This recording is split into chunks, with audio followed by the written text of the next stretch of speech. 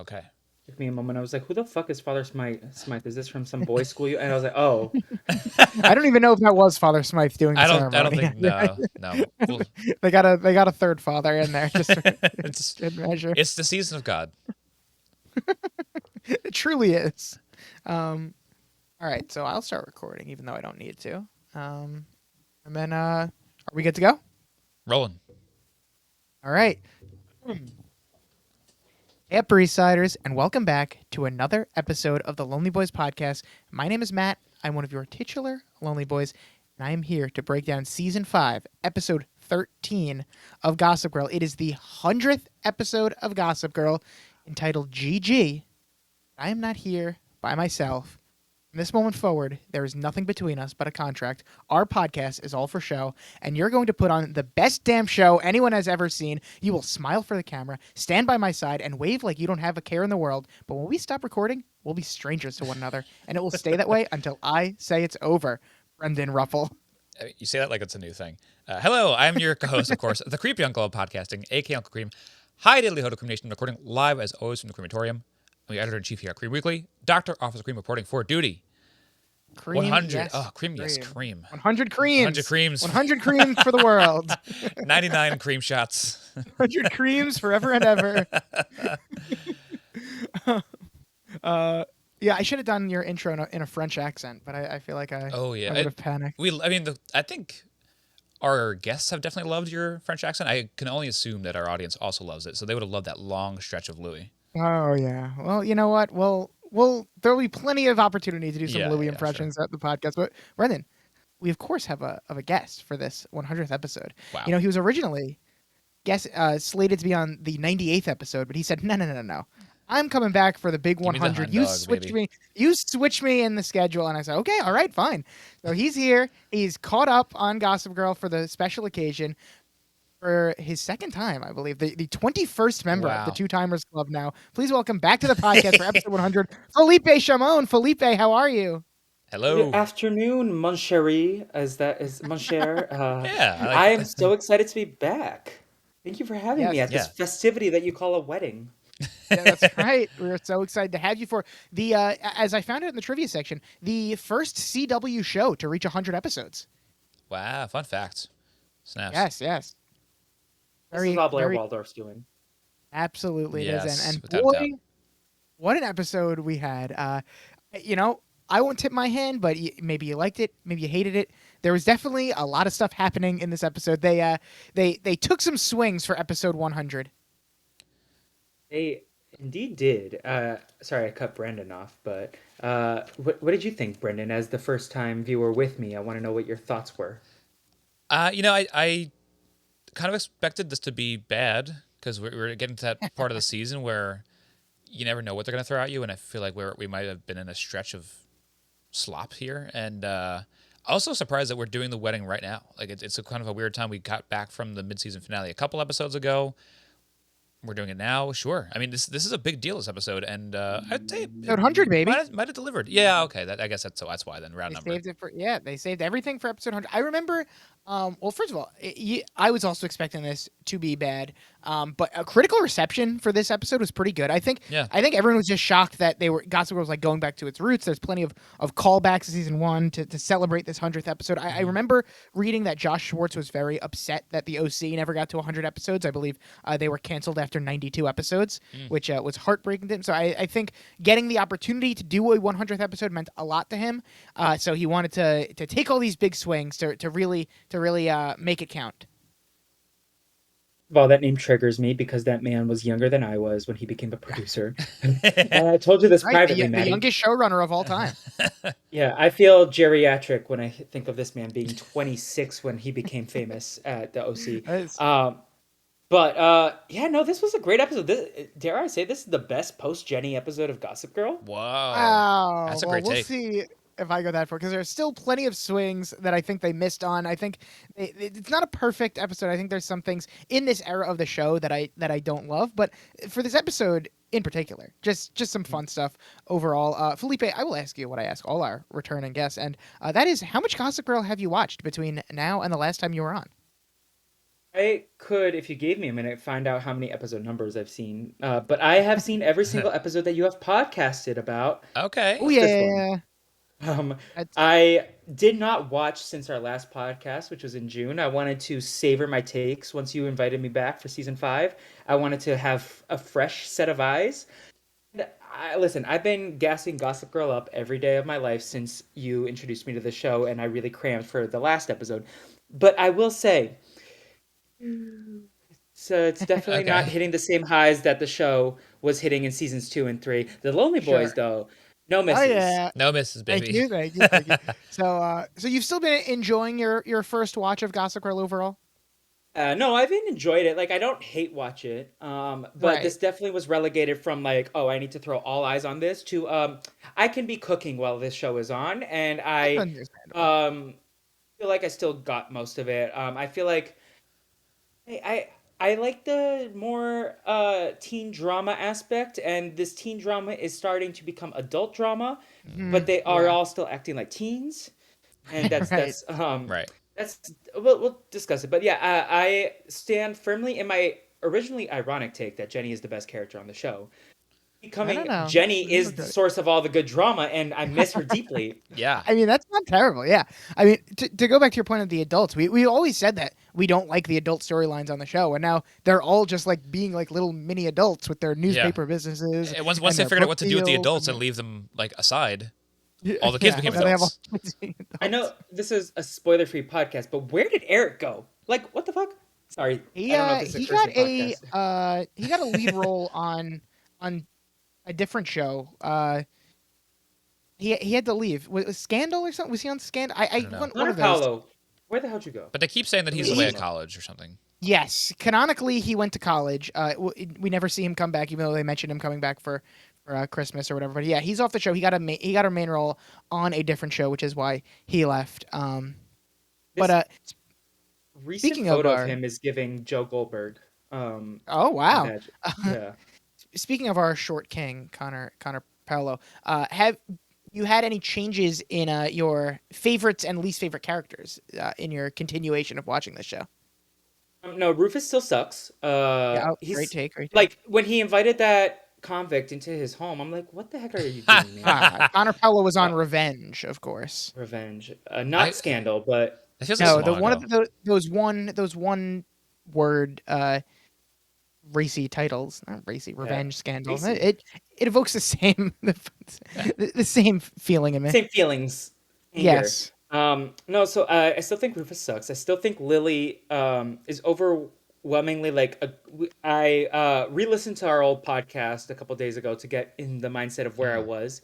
I remember we discussed that Lily's social game needs help, but her Hmm. strategy game is Yes. very good. Yeah. Um, I'm interested. I think the Ivy storyline is where I'm most interested, and she's new, so I'm like, okay, come through, Chaos Queen. I like my Yes. hot messes. Yeah. Yeah. Yes. We big Ivy. We loved the Jenny on this podcast, and we are also big Ivy defenders on Yeah. this podcast as well. Again, like maybe She's to Felipe's point, we might not even need Ivy if Jenny didn't leave, but since she right. is gone, she's the source of the fun right now. We And need then something. also, Yeah. Dan has taken quite a bit of a hit for me. I feel like Dan was like kind of uh, the voice of reason in a lot of what I remember. Again, kind of a blur because I binged watched it for you all, Right. but Mhm. I feel like he's definitely become a lot more toxic in the last season and a half. But Sure. they're all toxic. This is Gossip Girl. Yeah. Yeah. Dan making a big put. We were poo pooing him, being like, oh, he's got to drop out of the race. He's in a distant third, but making some pushes to go from 3-1 in this episode in the Blair sweepstakes. Yeah, which I think we have been talking about the past few episodes that it's becoming frustrating, even for me. Like I know, like a while ago, I think even like the end of season 4, I was talking about how like I fully support Dare, and then like what they did to it in early season 5, I'm like, okay, cool, whatever. You know what? At this point, it should just be Chuck and only Chuck, and I feel like Dan is just like an annoying distraction at this point. And I don't know. My take on Chuck is it's just so hard to watch having concept of what happens with this actor, uh, Mm-hmm. Ed West Ick. Um, Oh, got Nice. him. and I don't know. It's just I still feel, and I know Mel Got Served said the same thing, but it's just hard to root for this couple that was it's so toxic and Yeah, shouldn't be together. But Yeah. like, I also you root for have them at to. the same time. I know they write Um, over themselves so many times that you can kind of just like, well, that's 10 episodes away now, so I could just forget about it. Have I mentioned Chuck is good now? He went to therapy. Right? They He's tell us good he's now. good. We gotta believe it. This can is I good, ask? If Chuck. you I want to don't know watch if the this was show, a you have to. podcast nugget that you expressed that I to follow up on Maddie, but is it true? Was this you that told me that Chuck was supposed to be a one episode character in the pilot? Yeah, I don't know if it was a one episode character, but he was supposed to be like not maybe even still main character, but a lesser role. Like he was supposed to be kind of, like, and in the books he is kind of just like the main sort of antagonist. Like he Okay. is, and then But not part of the friend group. right. I maybe friend. I'm not sure. I only read the first book, but I know that in the books and originally he was just supposed to be like um just like the antagonist of the show, but with the more popular he got, the more they kind of had to write him to be more of an Okay. anti-hero and just kind of retcon that the first episode stuff that he was doing. So yeah. Um, Yeah. let's get into Anyways, I'm excited to be episode. here. Yeah, let's get into episode number 100. Brendan, the title of the episode is GG. Do you have any idea what this This is title bad. is referencing? This is really tough. I mean, I know. I think the way you even asked the question, you're like, he's so fucked right now, that idiot. I want to say, since it is the 100th episode, this is a special occasion, a big deal, if you will, that this could be self-referential, and they're just abbreviating the title of their own TV show. But I know they're always movie titles, but maybe this is the one exception. Otherwise, I have no idea what it could be. If it's going to be a swap out of letters, then I'd have to guess one of the other 25 letters in the alphabet. So I won't do that. I'm just going to say the title is the show Gossip Girl : GG, which is standing for Gossip Girl. Okay, Take a swing Brendan. at this. So Yeah, what you Brendan, got, Felipe? oh, I think it Felipe's is a winning. reference to Big Brother 18 when Paul and Polly were like, PP always Yep. pulls through, right? Yes, Obviously. it is an allusion to the alliance of PP and Okay, so in Big PP is Brother my 18. final answer. All right, Brendan. Unfortunately, you are not correct. It is referencing the 1958 film Gigi, spelled Gigi. Okay. Oh, Okay, I guess I Sorry. could have guessed that, but I didn't. we give Brendan the point just for fun. I like that Oh, attitude. no. Original air date January 30th, 2012. Although the trivia section tells me that the wedding takes place canonically on January 21st, 2012. So good to know, I guess. Oh. And we start the 100th We're episode. very close to the date. I know we're like right on there. We were So doing close. that the other week too, where we were almost the bachelor party episode. We filmed the day after the anniversary. Now we're filming 3 days after the anniversary of Blair's wedding anniversary. I wonder if Blair and Louie are still married to this day. I won't spoil anything, but I wonder. So we start the 100th episode of Gossip Girl, of course, with a musical number. And I knew that this was coming at some point because I have vague memories of like a Gossip Girl dream sequence musical number. I had a feeling they might be saving it for episode 100, and I'm glad that we are finally here. We are truly in the era where anything goes on Gossip Girl, and this is just as ridiculous as we've gotten, and I love it. Felipe, as a fan of Glee, I'm glad we got you on the one episode of Gossip I Girl where there's a literally was musical number. I was literally writing in my notes right now, Matt. I want to know what your take is. Diamonds is a girl's best friend from Glee or from Gossip Girl. Which one's better? Gossip Girl's more in my mind right now. I think it's such a more of a rarity that Gossip Girl does a number that I'm going to give the edge to Gossip Girl here, just as a sheer Either they're not surprise. saying, they're just lip syncing it, still wins. Yeah, yes, Yeah. even though they're just lip syncing it. We're in some kind of dream sequence. Serena's on the stairs in a glamorous red dress. She's lip syncing to Diamonds Are a Girl's Best Friend as Nate, Louie, and Dan are all standing on the stairs waiting for her. A bunch of other guys are just laying on the stairs. It's so fun and goofy. I can't believe what we're seeing. Chuck's also waiting at the bottom of the stairs. All the random guys that were lying up on the stairs, they get up. They're going to start dancing toward behind Serena. The choreography is really something as well. Like watching all of the Gossip Girl boys stoically dance around Serena with no expression on their faces was making me laugh the whole time. Yeah, this is great. I mean, you don't know what you're gonna get from the opening of an episode these days, and for this to be the way it starts, I'm like, great. Yeah, I'm here for this without a doubt. This is wonderful. I'm bored. Yeah. Honestly, I'm kind of here for this more because it's so full chaos Yeah. versus the like dream sequence movie pastiches that they sometimes do. Yeah. I like this more, and also like what a vibe. I was very confused. I was like, "Is this the right show?" When I was cooking dinner the other day, I Yeah. was like, "What are we doing here?" But Serena looks great. Like, It looks like they're doing Serena like an did look award show great. for themselves. exactly, it is award season, so it makes sense. True. Chase Crawford looks like he's trying to remember the steps the entire time, and it also looks like he's trying to not to Like smile not the poop. entire time. Yeah. So Serena keeps dancing and lip syncing. How do we think Blake Lively did here? Because they're asking a lot of I think someone she did who is awesome, not honestly. really a performer that No. I know of. I feel like yeah, other people on this cast may be performers. Blake Lively not so much. I think No, she she did was a very fine job. expressive. I think she did great.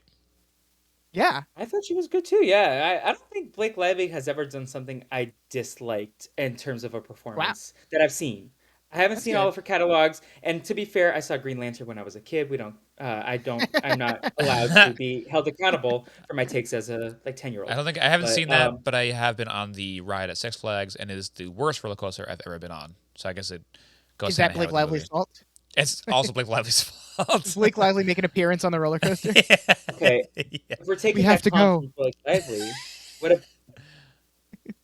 what about the Taylor Swift music video? I feel like that recalibrates her Ah. horrible roller coaster to like Yeah, she's a directing queen. Yeah, it and cancels out. that's one of my favorite Swift songs. One of my favorite Vault songs, especially.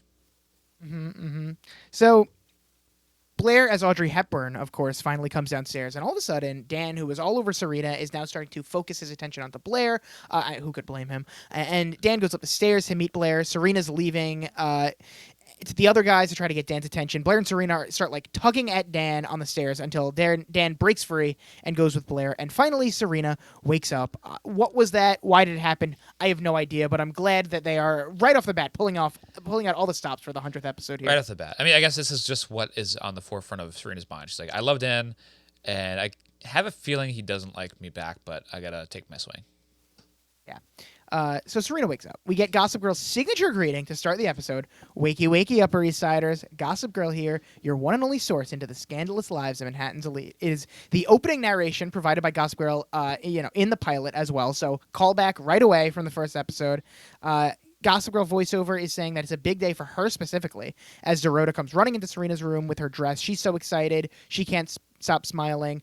Blair's at her fitting, but Dorota lets Serena know that everyone is coming here for breakfast buffet, including Lonely Boy, which makes Serena smile, of course. And we get an upbeat version of Young Folks playing in the background, as a nod to the premiere. That is the first song we hear in the Gossip Girl pilot.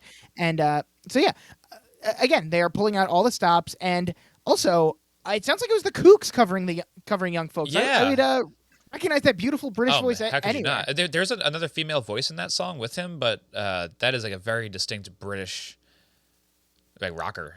It's one of my favorite bands. A Gossip Girl signature song in Young Folks, covered by the Kooks. Very exciting stuff. A shout out to Kristen Bell for sticking through it with 100 episodes is Yeah. what I'll Yeah. say, because I feel like we don't talk about Kristen Bell's role in this show enough as a society because She's she was great. fantastic. And She's great, like, and good for her for coming back for the reboot too, which was terrible. But she Yeah. still came back and did all the voiceovers perfectly. she's collecting that coin. What is it, like Hell yeah. an hour of time that she Yeah, how long needs could it in take? the Yeah, sound right. booth? Pops into the studio, records some stuff. Mhm. You know, Probably got a home studio set up since Dax Shepard Yeah. is a podcaster these days. Yeah, exactly. So I have a Frozen reference for you all later, and I guess that's a tease. Ooh, I love coming it. I up. love a joke tease. Stay tuned, everyone. Blair's going to her fitting as someone snaps a picture of her with their phone and sends it to Gossip Girl, as the Gossip Girl voiceover tells us that Gossip Girl wasn't gone. She was just planning her comeback. So much happening already in these first few moments of the show. Gossip Girl wants everyone to watch this space because she's coming. And what will my first post be? All I can say is you should probably pray that I won't be writing about you. And we actually see someone typing and posting to Gossip Girl. And we will see who's attached to those dainty little fingers at the end of the episode. But Yeah. a little tease in the show itself, showing these little fingers. I don't even really remember where we left off with Gossip Girl because I know it's been back and forth recently as to whether like they've been available or if like they're shut down, if these what's it called? The Speculator. I forget what the hell that stupid magazine's called. Spectator. The Spectator, Speculator. The spectacle the and percolator. Blog. Yeah. I wasn't sure The if they Nepo had Baby blog. absorbed Gossip Girl by this point, but I feel like we totally just overwrite all of this, and now Gossip Girl is just back in full form. Can I Gossip ask Girl's a in hiding. question Yes. about this whole thing? Of course. This is newish, right? Like they didn't really like discuss who Gossip Girl's identity is all that much. Like this has Right. been like a theme of the season. I've noticed it. Yes, That's not this really is a like new been a thing thing. in seasons 1 to 4, right? Correct. There's a new thing in season 5 where they're really like Okay. incorporating Gossip Girl into the scope of the show and like being like, oh, who is Gossip Girl? Gossip Girl, like we're shutting down Gossip Girl. Gossip Girl's in hiding. Gossip Girl only comes back for that one to report on the party that gets Blair into that car accident. And yeah, so they are definitely more in the like canon of the show now. Was Were you this guys trying due to like, figure the out fans? I Oh, don't sorry, know. go ahead. It might be due to just like running out of ideas. Like because Okay. I famously have said that I don't like it. Just keep Gossip Girl as the, as the voiceover mechanism, and just like if you need to insert her into the show every once in a while, but to do a whole like arc on like what's going on with Gossip Girl is like not Yeah. what I need in this show. But were you guys trying to figure out who Gossip Girl was based on these fingers? I knew those fingers anywhere. Honestly, I didn't even need the Yeah. end sequence. I know Now my again, digits. 100th episode. Where we're going for big things. Gossip Girl potential reveal is obviously a big thing, and we'll talk about one of the many twists at the end of this episode that have the very final twist. But so this could like I say, this could go one of two ways. I'm sure plenty of people were very excited to start getting leads as to who Gossip Girl actually is. But like I was saying, for me, I hate this. I feel like Gossip Girl is aggressively like jumping the shark here with the more you play into the fact that Gossip Girl is a character on the show. Like miss me with these bullshit reveals and red herrings about who Gossip Girl is, and like actually focus on writing good stories, because the writing's suffering because of this bullshit, I think. Yeah, I mean, I think when Overall. I first heard about this show, I kind of thought that's what the show was about, is like finding out who Gossip Girl was. I thought it was almost like a mystery Same. television show, and now I'm finding out that aspect of it is just the worst part of the series, and it's the back end of it. Yeah, exactly. So Rufus and Dan are in the penthouse. Rufus is gonna go put up some flyers before the wedding for some reason. I was like, what the fuck is he doing? But apparently this is according to the trivia section, this is also a nod to the pilot, reminiscent of the first episode where he and Dan go out and hang music flyers in Brooklyn. Like, okay, we don't need to make reference to every it's scene like from the something pilot. that okay, just go watch the fucking pilot again. Then I don't think this is necessary. Like, I'm at gonna all. go put up flyers, and he winks. Remember from the pilot when we did it? Everything's exactly the same. Yeah, to shoehorn that in there is just very silly. Yeah, so Rufus gives Dan some good luck like cuffs or something, and says he wore them for his wedding, and Dan's like, I don't need luck because I'm not getting married, but thank you. And Rufus is like, you're in the wedding party, that's close enough. Is it? Is that like Does Not Rufus still want Dan to object against his wedding? no idea what he wants? Rufus again, millionth reason why he sucks. I like that Rufus is like, oh yeah, by the way, Dan, why are you in the wedding party? And Dan's like, oh yeah, I did Louis a favor last week, so he told me to be in the wedding party. Like, what? I mean, I guess Truly absurd. it makes sense. He wrote the vows, so I guess the exchange was to be in the wedding party. Sure. Fair. I bet Rufus also And probably Dan- asked Dan to, like, as he goes up the aisle or down the aisle, to like pass out flyers as he goes along too. So Dan figured he'd accept because it's better than sitting alone. So right off the bat, we're like starting off with not making sense with this. When I'm watching, I was like, oh boy, this is gonna be another stupid Yeah. episode. But we'll see if they turn it around. Rufus asks Dan if he's continuing the charade, and Dan tells him once Blair and Louis say I do, Dan and Serena can say I don't and go back to being friends. Not if Serena has anything to do with it. And also, I was like, and I guess Serena just convinces everyone that they're in love for real. But I was like, isn't Blair going to notice they're still pretending to be together? Like, there's a huge hole in Serena's plan. But I guess it ends up like not working out for her. But I guess she ends up going with it. Yeah, she commits to this bit fully, and it almost works, sort of. Almost, sure. Yeah. Dan's like, don't worry. My chances of running off with Blair are long gone. Some ironic foreshadowing there. And if anyone has a chance of disrupting the wedding, and we cut to Chuck at the Empire. It looks like Cavalia spent the night. And Yeah. Cavalia had a slumber party with Chuck. We were saying last week that this is a weird pairing, and then it It is. proves to be a weird pairing because it is completely useless. Yes, just a red herring in this episode. Yeah. He hands Chuck a priest outfit. Don't know where I guess he brought it with him. And Chuck's like, I don't play those games anymore. But he's gonna need to get past security at the door. Which, no, he doesn't. He ends up going to the wedding, no problem, without the priest outfit. Like, did not need it at all. I would have liked to have seen him in the priest outfit though. So Cavalia asks if they should go over the plan again so he can hit us with some exposition. Father Smite's afternoon tea will be supplemented with sleeping pills. When he's unable to perform the ceremony, Cavalia will have to step in, and then he'll ask if anyone has any objections. Chuck swoops in, announces to everyone that just last week he overheard Blair tell Cavalia that she's still in love with him, and in one fell swoop, Chuck will save Blair from a loveless marriage and Monaco from a thankless princess. And right away, I'm like, not going to happen, because how would Chuck think that this would go for him? Because he would also be giving up his chances with Blair, because how would Blair ever respond positively to this bad plan? I'm glad that Chuck knows it's a bad plan as well, or he wants to be good boy Chuck still, because he ends up not going through with it. Yeah, even if this is the plan that they want to go with, it doesn't need Cavalia in it at all, because doesn't the regular priest still ask if anyone has any objections? Yeah. And that's the whole point of Cavalia. Like, oh, well, once I'm in there, I'll make sure I ask if there's any objections. Like, I think that's just part of it. I guess if it is Cavalia, Chuck could say, just last week I heard Blair confess that she still loved me to Cavalia, and then Cavalia could be like, yes. It is true. She did say that to me. Well, he's breaking into the wedding. He could just come with him anyway. I am Cavalia. I don't know. There's a lot of holes in the which plan I guess here. is why they don't end up going with this plan anyway. Maybe. Chuck doesn't.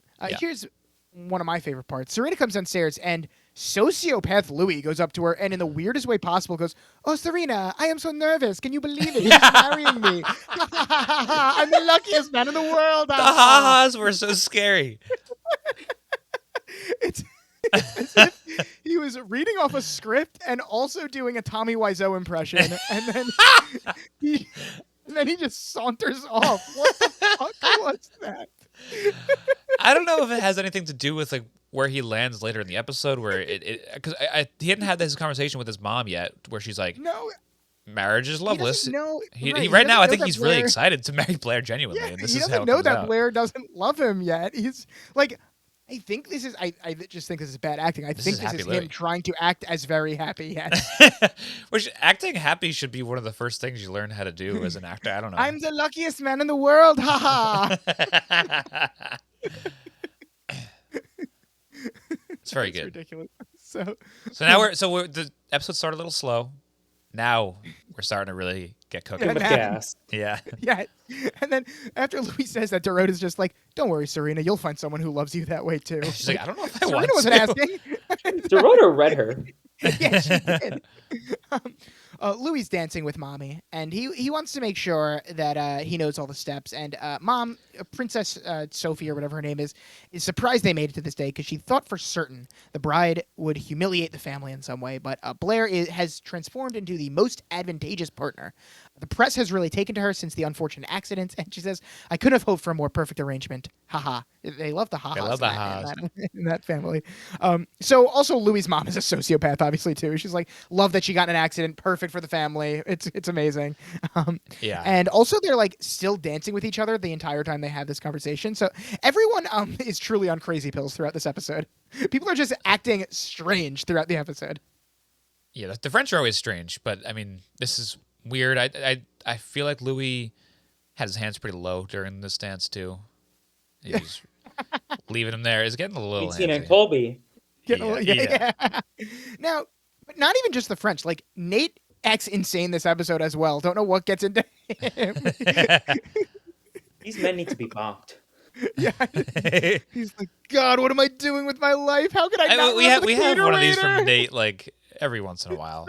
It's like Nate saw they're on episode 100 and he still hasn't had much character development, so he's like, "Oh, gotta try this out. Shove it in here." And this is the first time that Louis' mom says that every relationship is a business deal, and sometimes you get lucky and also find love, which very romantic way of looking at marriage. This is what you told Nicole as well, right, Brendan? Yeah, these were again. I think I've said this a few times on the show, but this is another section of my vows. Yeah, yes. You ripped your whole vows from this wedding in particular. Yeah, I mean, Um, it's true. It's the way it is.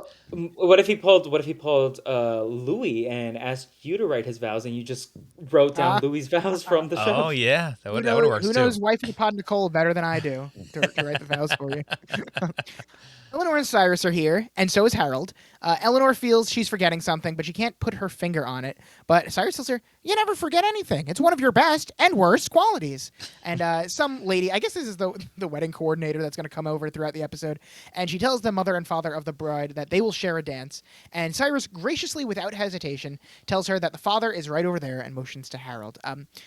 It's been a while since they danced together, but they're both game as long as Harold doesn't show up Eleanor like he did last time. And why do they have to dance with each other? I guess that's just the rule of the wedding. Like mother and father of the bride have to be the ones that dance with each other. Yeah, I guess it's actually not a rule. I think it's usually just like the daughter and the bride. Daughter and the bride. Oh, Yeah. so stupid. I feel like Father it's and always the a bride. case-by-case basis, though. Like it's like depending on what the family dynamic is. Right, but this coordinator is like, yes, obviously the mother and the father of the bride will share a dance with each other. And Cyrus, the whole episode's like, that's the father right there. That's Harold. He's the father. Great guy, that's Cyrus. Great guy. And this lady goes to Serena now. The best man's flight has been delayed. Does the best man ever make it to the wedding? Unsure. Not. We leave that unclear, I guess. I guess But, I never thought about that at all. Serena has to Which random choose. character would you have loved to see as the best man? Oh, Jack God. Bass. Me, me and Louis go way back. I've got best hotel I in wouldn't be France surprised, is doing honestly. quite well. Yeah.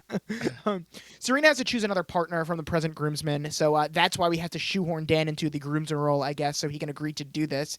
And Serena's impressed and surprised because the Dan she met 5 years ago couldn't even box step. And they continue their flirty banter until Cyrus announces, "Hey, she's here, the Princess Bride." What a reference! Top notch Oh there. yeah.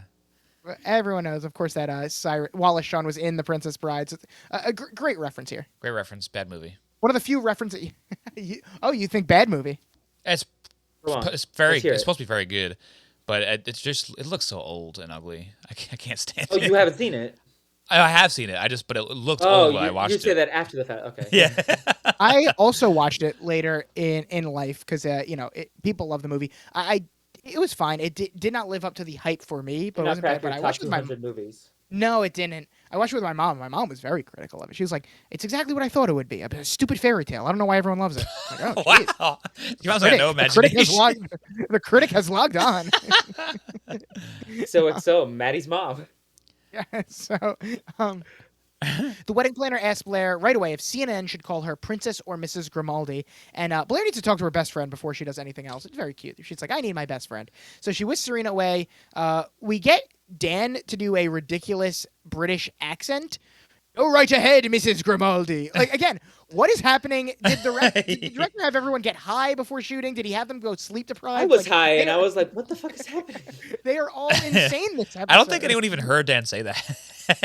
Yeah, this is like the second episode in a row where Dan has just kind of like, I don't know if he's ad-libbing or just like a la kind of Seth Cohen, just like putting a button on the end of these scenes, just like random out of nowhere. Like last week we had the scene in the jail cell where he just ends it with the "How you doing?" And then this week he's just like speaking in a British accent. Like, maybe this is a new thing that Penn Badgley's trying out. Maybe If you leave the camera on for too long, he's gonna say something. So maybe he always does this, and they're just leaving these in now. Maybe. Maybe Blair he's can't careful believe for it. Joe Goldberg. Yeah, that could be. Yeah. Yes. So Blair can't believe this is happening. Serena calms her down, tells her it's going to be the best day of her life. And Blair asks if anything's going to ruin it. And Serena says, "Of course not. What could?" And we cut to Georgina. And first of all, That was my first like out loud laugh of the episode. am I misremembering? Felipe, were you critical of Georgina? Did you famously say that Georgina sucks, or was that am I might have. misremembering? That might have been me in the first season before I realized what the purpose of her was. Like Okay, I good, was like, good. the first season Georgina was like a terrible human being. And Well, yeah, she's I a don't know terrible how human much being, of better course. she's gotten better. Yeah, And I was like very judgmental of that. But when I saw her, I was so happy. Yeah. Georgina hadn't shown up in my. No, she did. She tried to get Ivy to jump out a window, but otherwise she had not been present. I forgot about that. No, this She is had a not been perfect. present much lately, though. Yeah, So yeah. I was like, Yeah. I was hooting and hollering. I was like, "Mother has arrived."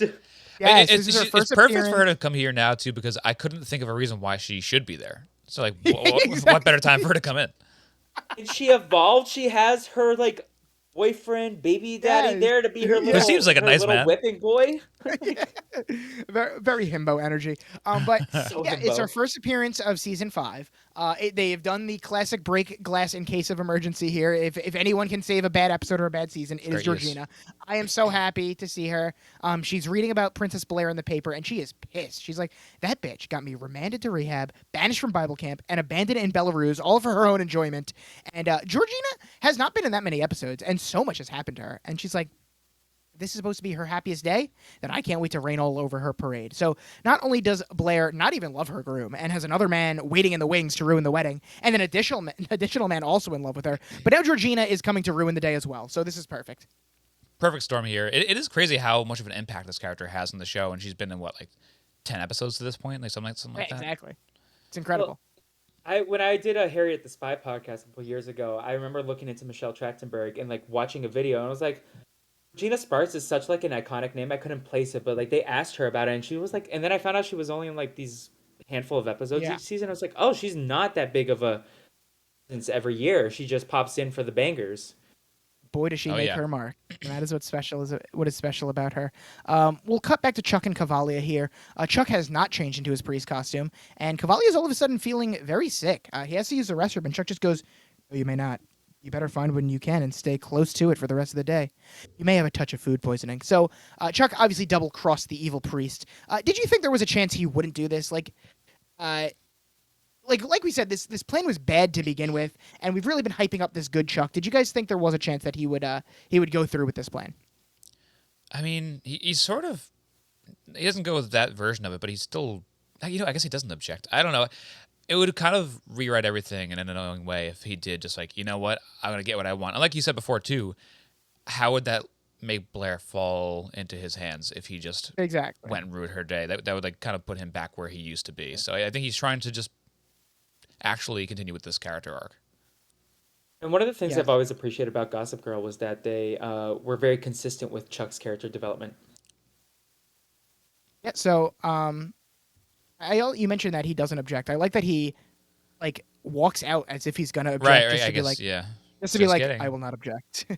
Gotcha. Because How'd you go everyone for a turns second? around and looks at him like, are you going to say Everyone's just anything? like, I'm here. And Yeah. no, I will not object. Back to you guys. But don't look at your phones.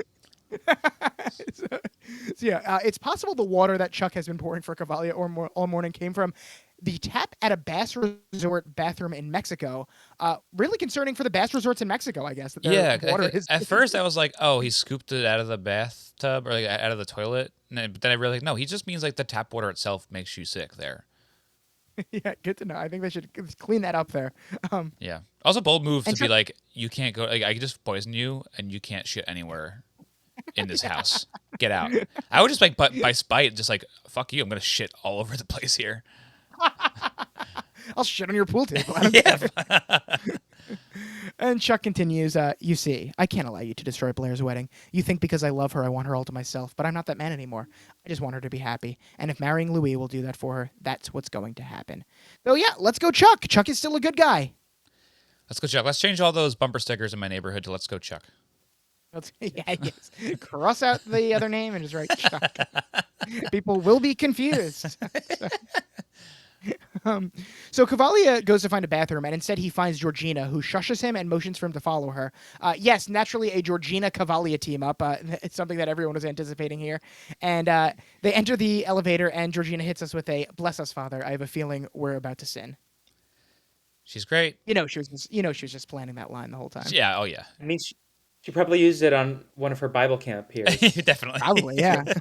I would Cavalia. love to see the spinoff of Cavalia and Georgina at Bible Oh camp. yes, that's a great show right there. Honestly, I even just want to see Georgina at Bible camp for like a season. Oh yeah. Cavalia exits the porta potty. How long do you think he was in there for?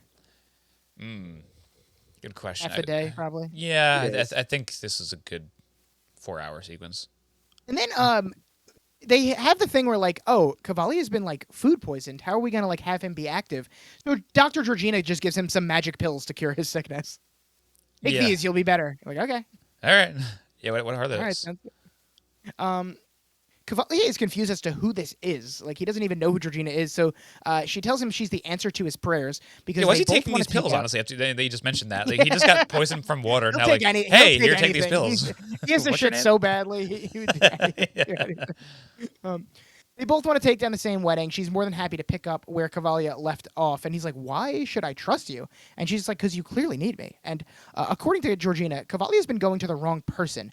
The man is always the weak link, so she shouldn't be wasting his time on Blair. And she gets Cavalier to give her the priest costume, and she tells him that she's confident she could pull this off because Jesus owes her one. Georgina's plan, or her first plan anyway, ends up not being that great either. No, it's not. It's not great. It's a bush league at best. I also don't know what luckily, she means. Oh God. I don't know what I was just gonna say. Luckily, detectives Rufus and Lily were on the case. Thank God. I don't know. What does she mean by Jesus owes her one? I feel like hasn't she been a bad girl? Yeah, I don't know. In her warped mind, she thinks that Jesus owes her one. Because she read the Bible one time. Yeah, exactly. We see our old friend, the real Charlotte Rhodes, and naturally she is catering the wedding, and naturally Nate runs into her. A small island like Manhattan, they were bound to run into each other, of course. Mm-hmm. And also, of course, they have, immediate chemistry because it's Nate and a girl of any age that he is able to have chemistry with.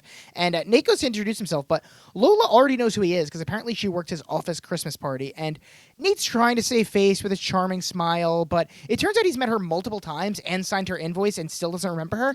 And Lola's like, it's okay. I can't expect someone like you to remember someone like me. And she drives away, leaving Nate to feel pretty shitty about himself. This is going to cause like an existential crisis for him. Question. Yes. Was I just too stoned, or had we seen this lady before?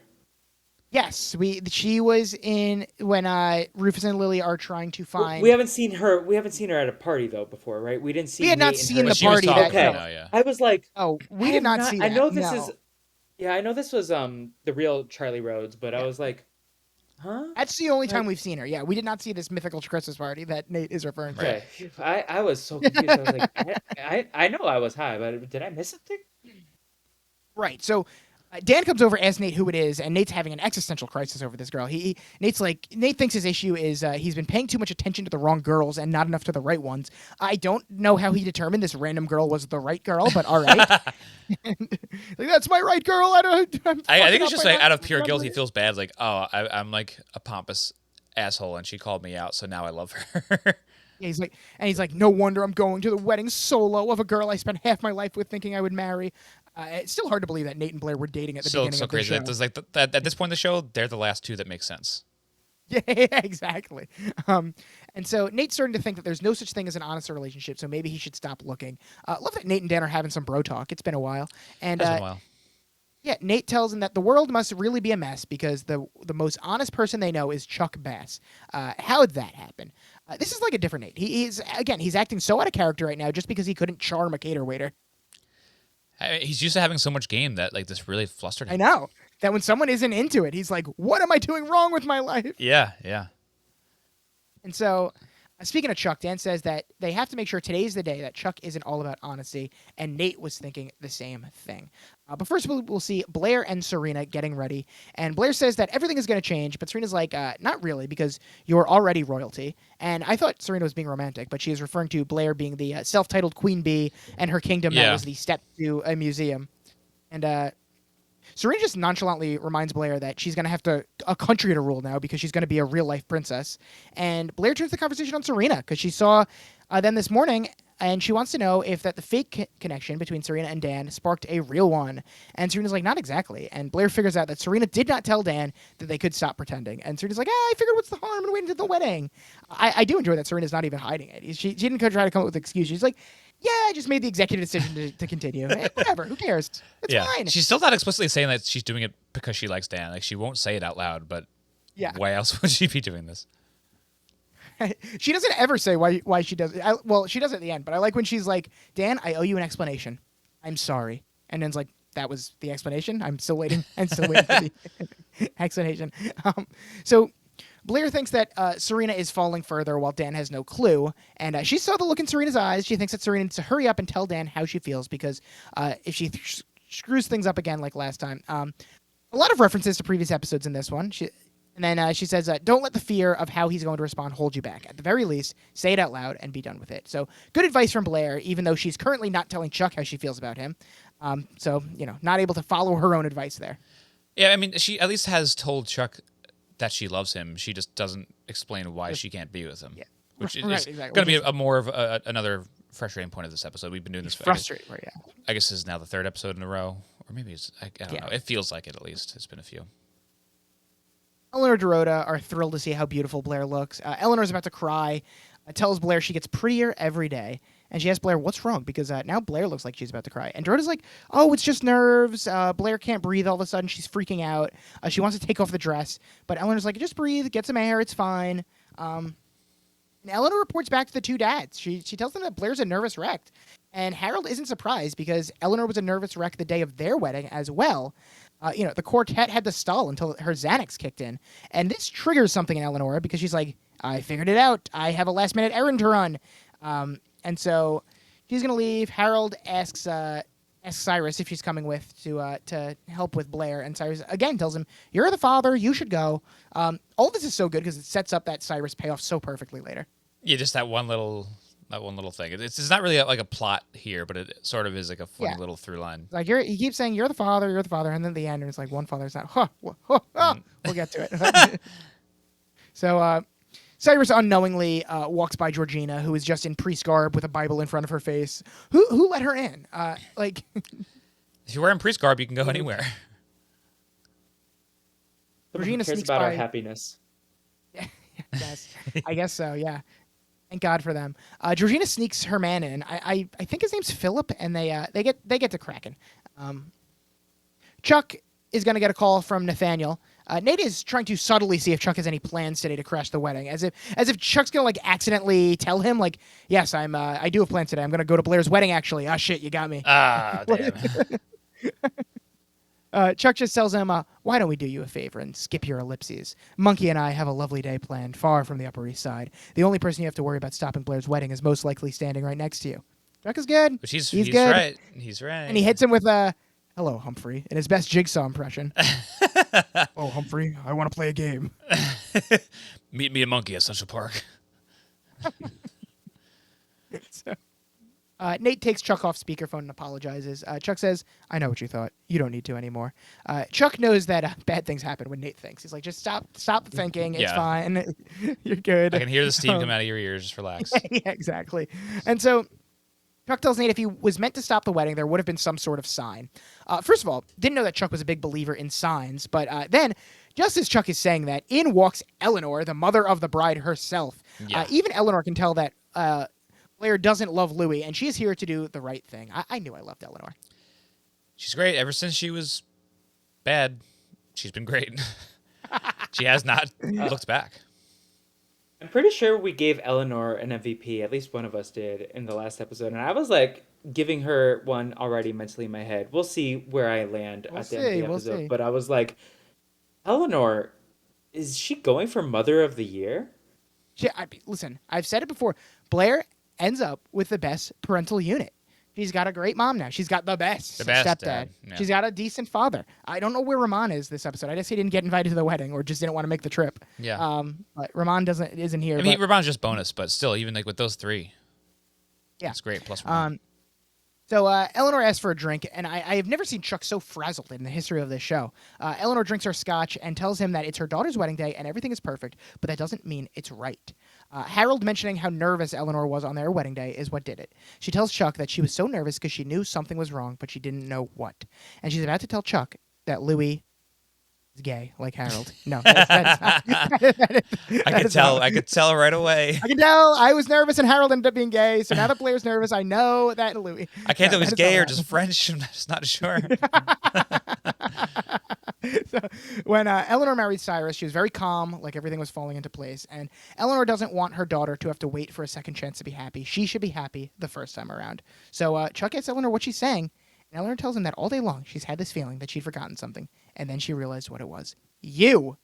And then before she leaves, she hits Chuck with, so, are you coming to stop this thing or what? Well, if Chuck, if you believe in signs, Chuck, this is a pretty clear sign. The mother of the bride coming over and saying, "You stopping the Yeah. wedding," and now it's perfect because Blair can even get mad at him for it because like her mom literally told him to do it. Yeah, the only thing that would be more clear is if Blair herself came here in her wedding dress, like, I don't want to marry him, come marry me. Like, that's just, Yeah. this is the second best option here.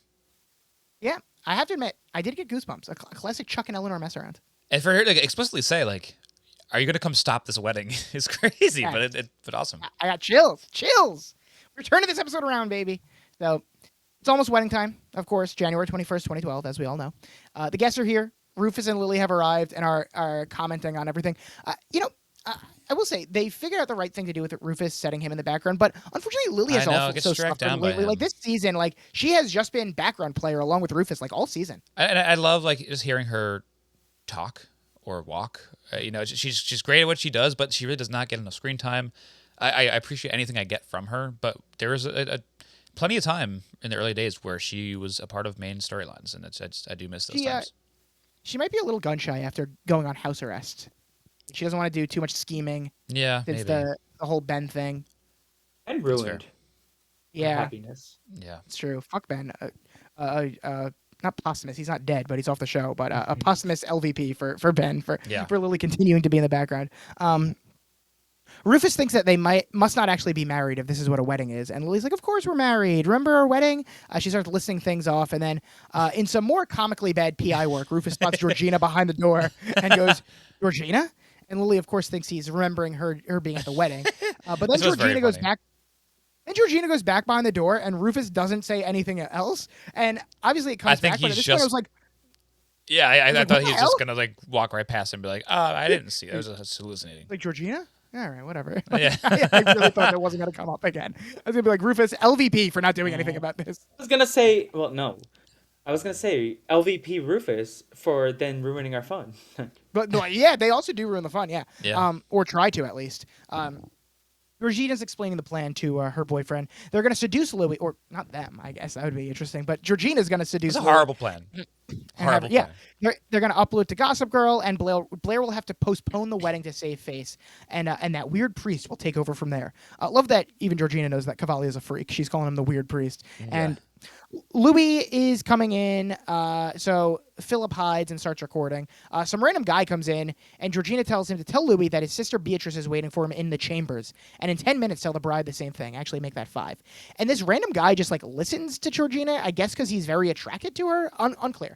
Yeah, he looks confused, but I guess the confusion was also Can't like, say horniness. anything. Yeah, he's like hubba hubba. Okay, I'll do whatever you say. He did say hubba hubba. Okay. Yeah.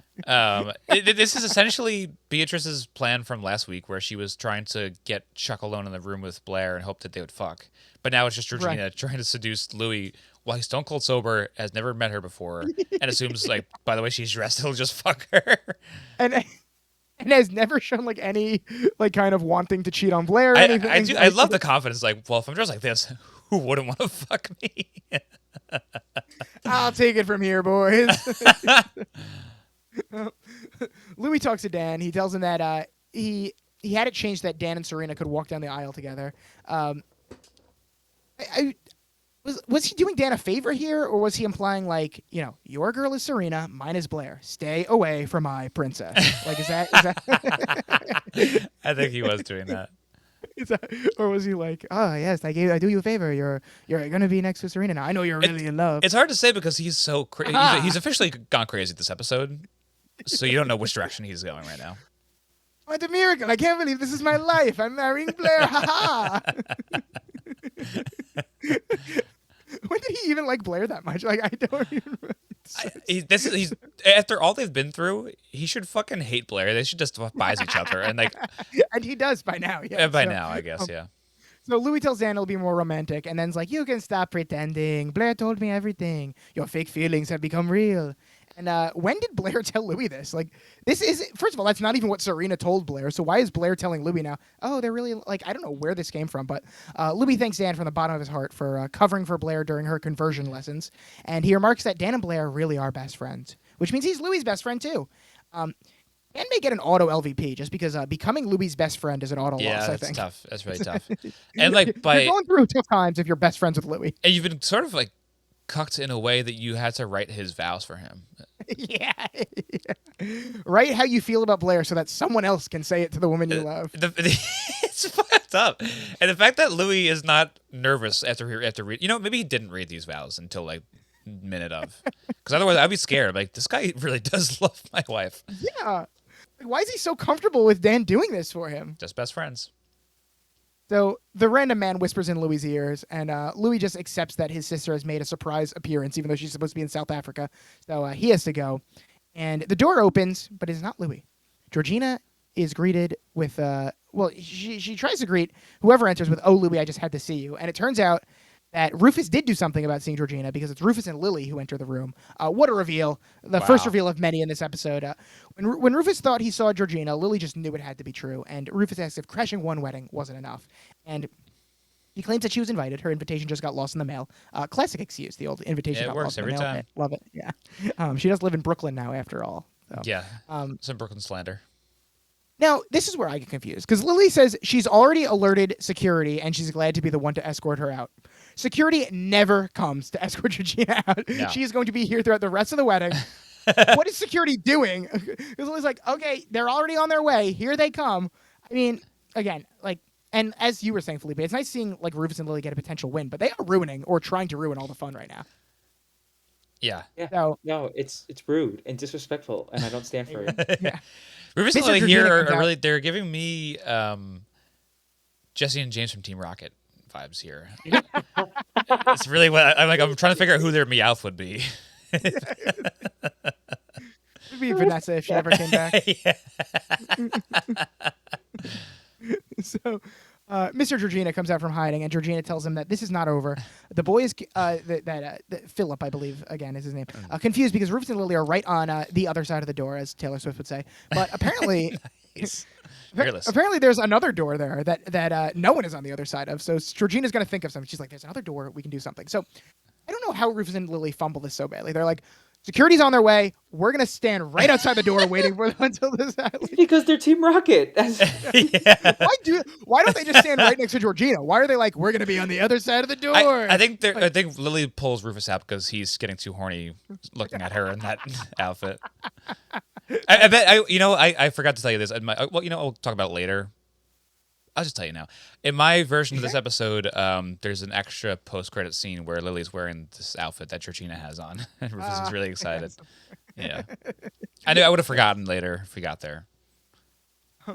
Penelope is admiring Blair's dress in the bridal suite, and it looks like they're back in this room. And Eleanor storms in, kicks everyone out by screaming, "Out! Out! Out!"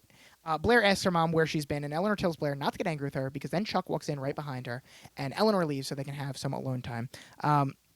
We had to have a classic Blair and Chuck scene on the day of the big wedding, and here we go. So Chuck insists the last thing he wanted to do is show up today, but even Blair's own mother thinks they need to talk. So Blair starts to talk, and Chuck just interrupts her. "Don't marry him." And Blair starts again, and he just repeats himself. "Don't marry him." Good strategy. Just a clear, simple message. That's it. Right to the point. That's all you need. Chuck knows that all the people outside are waiting for her, but they also want her to be happy, which she isn't going to be if she goes through with this. And he says, "Tell me I'm wrong, and I'll leave." "You can. You can't, because it should be us up there, and you know it." Blair claims it isn't that simple, but Chuck just tells her that it is only that simple. "You told me you loved me, and I know it was true." And then Blair tells him that it is true. "Of course I love you, Chuck. I've always loved you. I love you more and more every day if it's even possible to love someone that much." At least Blair is, as she told Serin to be, being honest with Blair on today of all days. Yeah, I guess it's sort of nice and romantic, the scene, but it's still lost on me because it's still such a stupid reason that she won't be with him. I can't hear this conversation anymore. I obviously never forgotten it, but when you go through it, I have kind of just accepted as fact, oh yeah, Blair and Chuck can't be together. That's just what it is. And then sometimes the reasoning comes back and it's when Serena's just yeah, your little pact with Jesus, that's kind of stupid. And Serena has been against it the whole time. I'm like, thank you for saying that, because I cannot believe this self-imposed ban on Chuck that Blair has created. She has created this whole problem herself. Right. Yeah, she's like she legitimately thinks that Chuck will die if they get together. Oh my God, it's so frustrating. So Chuck tries to convince Blair to leave the wedding with him right now. Speaking of Taylor, very speak now of him, right in this Very scene. much, yeah. And so Blair doesn't expect Chuck to understand, but even if she wasn't with Louis, she still couldn't be with him, and that has got to be tough to hear for Chuck. He's been hearing it for weeks now. I know. Just know that not living with you is the hardest thing I've ever done. And at this point, this is when I'm taking a step back from accepting the premise that Blair can't be with Chuck. Like when I'm remembering now that she only can't be with Chuck because of the pledge that she created because she thinks God doesn't want her to. Just like cut the nonsense and be with Chuck. That's what and even more frustrating because she won't explicitly tell him what this weird right. tool is. Like at least yeah.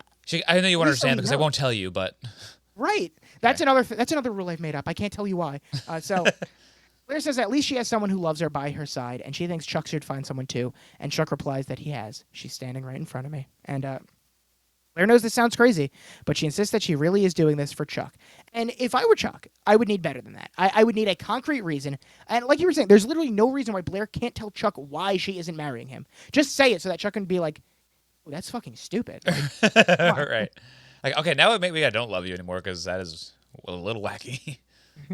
So Serena comes in and sees Chuck and doesn't know how to react. Blair tells him it's okay. Chuck was just giving Blair his blessing. And Chuck says nothing as Blair and Serena leave. And then, again, we get the reveal of reveals as Georgina comes out from behind the second door and starts slow cat lapping, which is incredible. Love a slow clap, especially from a diva like this. Mother Georgina, yes. Mother Georgina. Georgina's loving what she had just heard. If she could cry, she'd be moved to tears. And she lets Chuck know that the best part is she has it all recorded. There's so many questions. How did she know something like this would happen? How long has she been standing back there waiting for something, just like recording? And then Georgina rhetorically asks how Louis would feel if he found out how Blair felt about Chuck. And then Lily and Rufus come back in, and wait a second. Have Lily and Rufus also been standing on the other side of the door just waiting for Georgina to come out? Wasn't security supposed to be coming? How did any of this happen on their watch? The whole freaking bridal party entered the door. Like, Blair was in there with all of her bridesmaids. Eleanor kicked everyone out. Everyone is going in and out while Rufus and Lily are just stupidly standing outside being like, security will be here any minute to get Georgina. There's just too many Not doors. commenting on how anyone's going inside and not being like, oh, Georgina's in here. They should know that Georgina's no longer in there, that she's hiding behind some other door. And then they come rushing in. She's like, Georgina, hey, you're like, I don't know. I mean, to answer your first question from seemingly like a half hour ago, that rant you just went on, Georgina knows by now as like a professional schemer to always keep the cameras rolling, always keep it going, so you catch something to put it up on the internet. That's all I got. As far as the turning, as far as the Scooby-Doo scene we have happening here, I don't really know the physics of this. Everyone got past Rufus and Lily. They did terrible work. They're here. too busy fucking, probably. Yeah, that's right. Yeah. So Georgina's like, don't worry, I'm leaving. Just had to leave my gift. And she seemingly gives Chuck the evidence. And why would she do that? She says she's gonna claim that she didn't send the tip or send the video into Gossip Girl. She just gave it to Chuck. Her plan hinges on, like, she's putting a lot of faith in someone to do this if she herself actually was not the one who did it. I think by the end Which of is this why it's hard to episode, I believe that it still wasn't don't her. know who did it, honestly. Right. Because I guess they And want to make you believe it was Dan, but how did Dan even get access to this? Right. And we'll have time for theories. We'll get okay. to it. Serena and Blair. She Just asked Blair Dan. if she's sure this is what she wants, because she is ready to run away from this wedding with her if that's what she wants. And okay, I would not be the least bit surprised if Serena and Blair ran off together from this wedding. I mean, I'll be that's here for that. that's the way it should end. It should end. It's like that season of The Bachelor in like Thailand or whatever, where the two women were Yeah. like, "No, we're gonna get married instead." It was hot. like that one. It was motherhood. Lives were changed that day. So Blair has made peace with her decision, and so should everyone else. And Serena replies, I know you think you can't be with Chuck because of the pact you made with God. I love whenever Serena just repeats what's happening to Blair, because it always sounds absurd. Yeah, and she's never bought into this, which I really appreciate her for. I do like that, yeah. One thing about Serena that I've always appreciated, yes. And anyway, Serena thinks that maybe the pact is just an excuse that Blair is using to protect herself from the uncertainty of a life with a man she really loves. But don't worry, because Blair will grow into loving Louis. She's sure of it. I hope those are her vows. Yeah, another part of mine too. Like I don't love I'll you grow into yet, loving you. but I'll grow into loving you. I'll grow into it. I'll get used to you. Yeah. So, I grew into this strange body of mine, and I'll grow into loving you. and she's like, she sets the bar pretty low. She's like, Louis will never hurt me, which will be proven false by the end of the episode. And Serena reminds her that he won't have to because she's hurting herself enough by marrying him, which, amen, Serena. Thank you. Yeah. Serena tries for one final plea to get Blair to do the right thing. She says that Blair and Chuck are obviously connected. Everything they do leads them back to each other. And then she goes, just like it does Dan and me. And like, oh my God, Serena. Whenever I am giving her He's- credit for being the logical one to She Blair, she loses always you. does that. She always decides to get delusional about herself and Dan whenever I'm starting to appreciate her. It's uncanny. It's amazing. Yeah.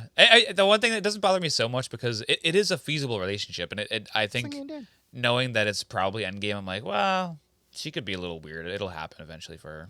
Just like me and Dan, who everyone agrees is meant to be together. Yeah. What? It's just me? Oh, sorry. I know they're not related by blood, but I think Nick Wilson is kind of here for this. Yeah, Dan and well, Nick Serena. Wilson. I think they're not related enough for Nick Wilson. True. Yeah, we are famously pro step siblings dating on Yes, the show. yes, Like yes. from the beginning, Dan and Serena better get back together, baby. Always. They were together Rufus, before Lily, their parents Dan, were. Serena. Well, I guess not really. They were. But on this show, they were. Oh yeah, On the show. Not in the right, canon. right. In the timeline of it. So, right. Yeah.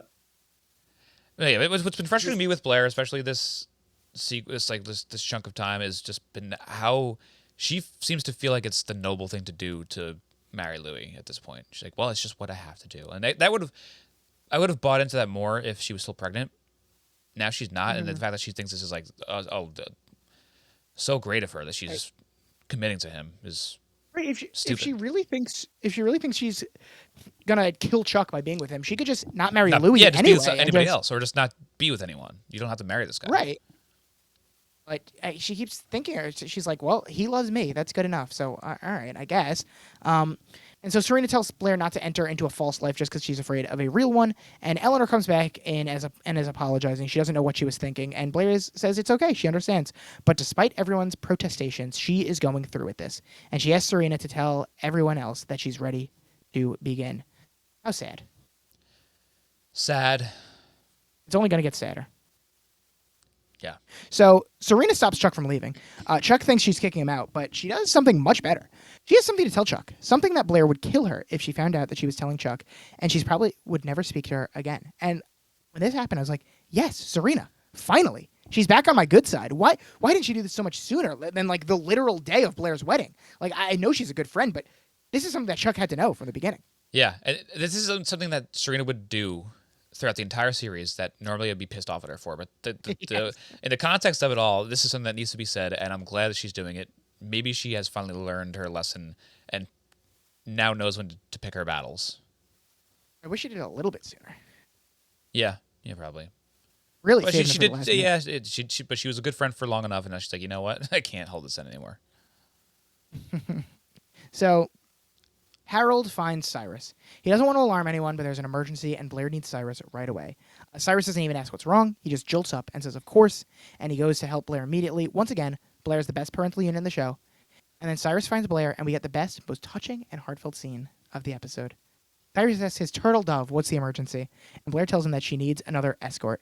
And Cyrus's over-the-top reaction is so funny. He's like, did something happen? Are you hurt? And like as he turns to Harold, That was a great Wash on. thank you.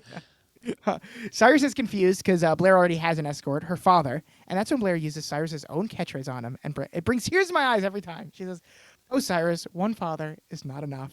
She needs both of them to walk her down the aisle." Oh man, I'm so happy. Cyrus is so happy. He starts laughing. He gives Harold a hug. Great job on Harold allowing this and like not being jealous, and then great job on Cyrus, like all episode, telling Harold that he is Blair's father. Like not for nothing. Where is Roman? It would be nice if she had 3 people walking her down. Yeah. But I guess Roman's not as special as Harold and That's Cyrus. true. It would be nice though if he was there, because then the 3 of them could just do like a 3-way kiss over Blair's head. Right. It would be nice. Right, exactly. No, but As is I tradition. truly love this scene. It is really So great. it's I mean, it's crazy where they start. I mean, to reminisce on the old days on episode 100 here. Like, it was crazy where Cyrus and her started, immediate enemies, sort of, even though Cyrus was never, aggressive with Right. her. But they quickly became friends once they realized that they were similar people, and just they never looked back. Yep. It's one of the purest relationships in the show. The Blair Cyrus Mutual respect bonding for there, each other. of course. So the wedding is getting underway. The bridesmaids and groomsmen are walking down the aisle. Nice wedding. I love that Blair's bridesmaids are Serena and seemingly whatever minions answered the call. Yeah, right. She just set out much like the Comedy Bang Bang Christmas episodes. I think she just set out like a mass Yeah, exactly. email for Yeah. whoever wanted to be a bridesmaid, and whoever was still on speaking terms with Blair just showed up. On both sides of this party here, like, it is sad. A sad group. Like, the best man didn't even show up. Blair doesn't have a lot of friends, really. Yeah. Somehow the only Gossip Girl boy involved in this wedding is Dan. Like, if you told me that in the beginning of the series, I wouldn't have believed Yeah, that. yeah, true. Weird.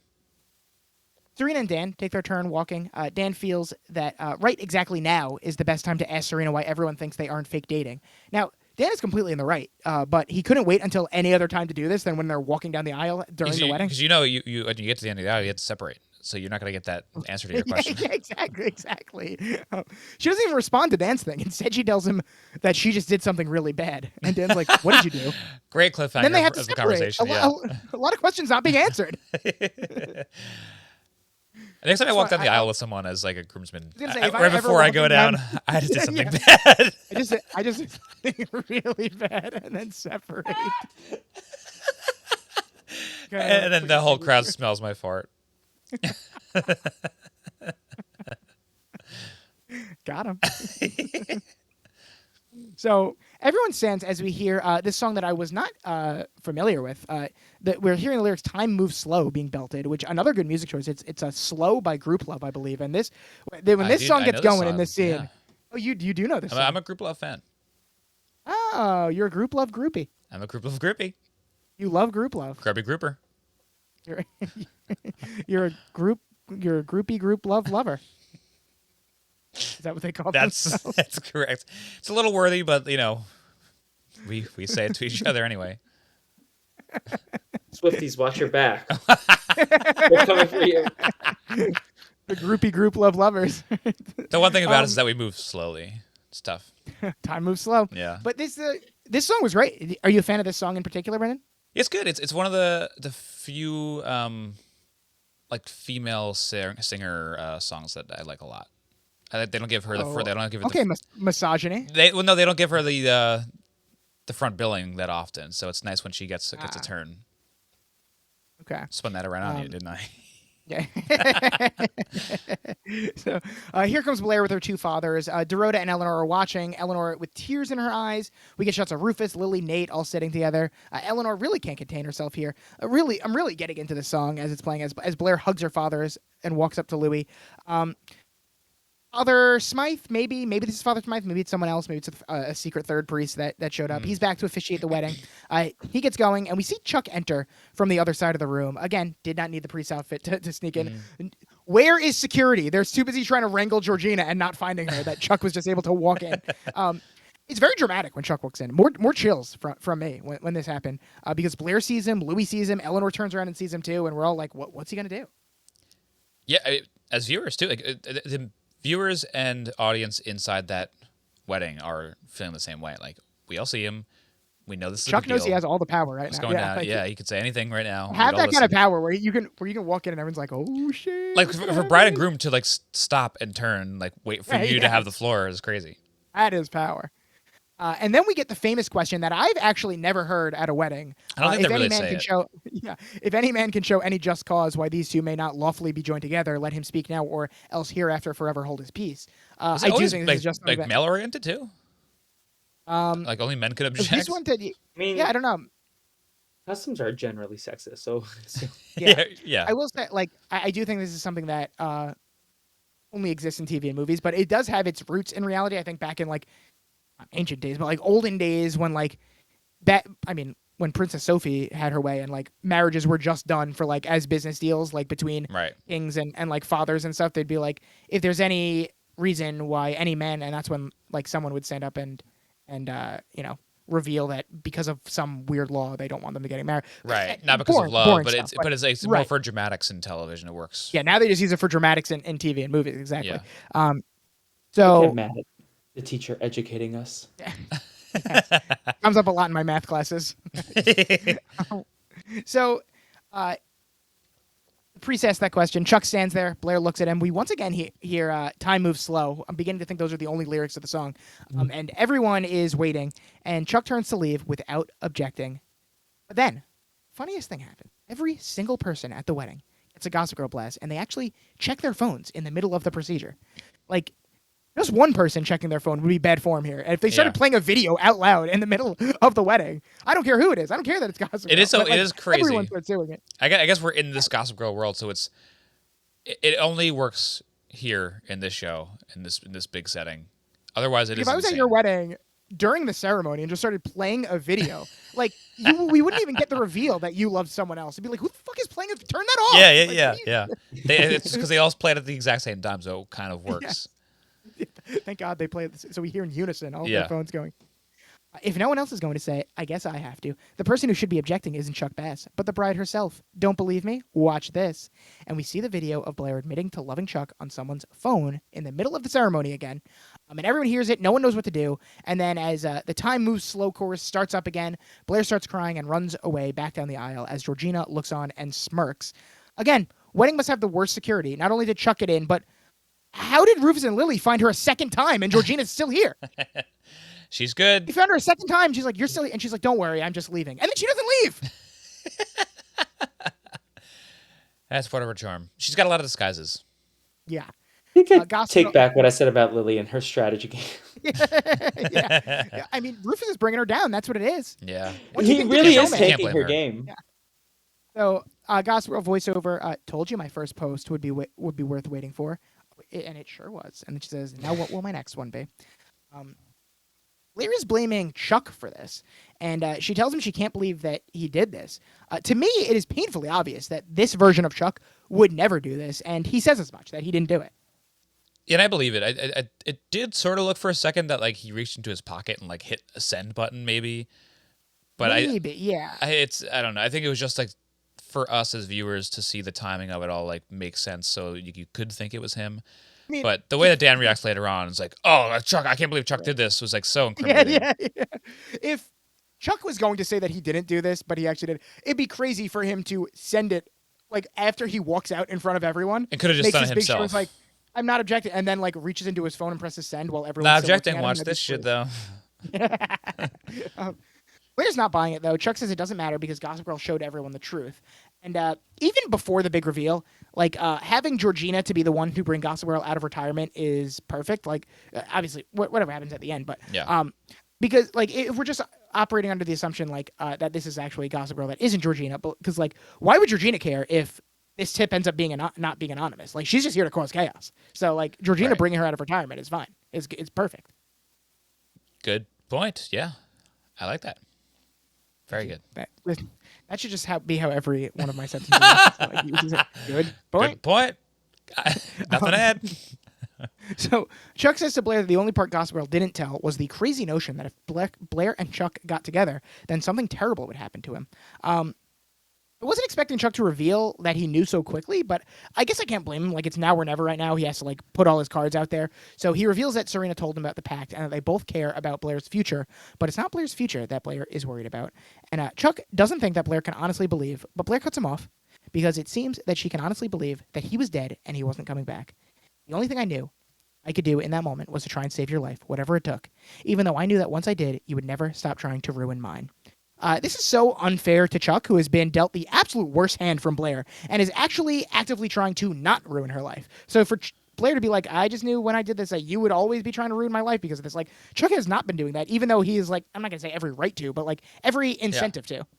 I mean, I sort of read this from Blair's end as like, I knew I was not going to let you back into my life, but I don't blame you for always trying because I know we have this thing, and I'm like okay with you just always chasing after me.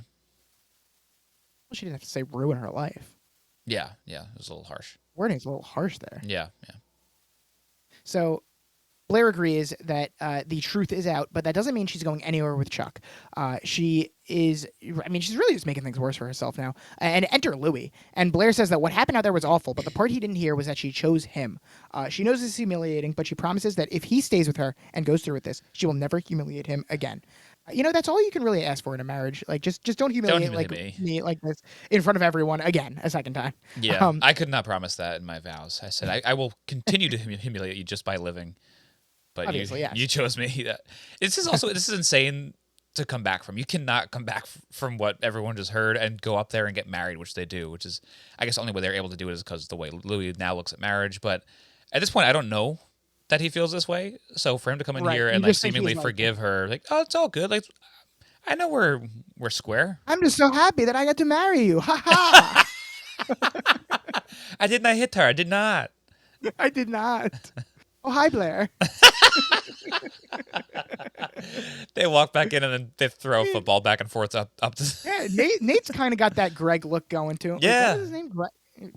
No, he was Mark. Oh, I think the actor that plays him is Greg Sestero. But yeah, he's got that Mark look to him, kind of. They have a priest here. They had the priest in the movie playing football with them.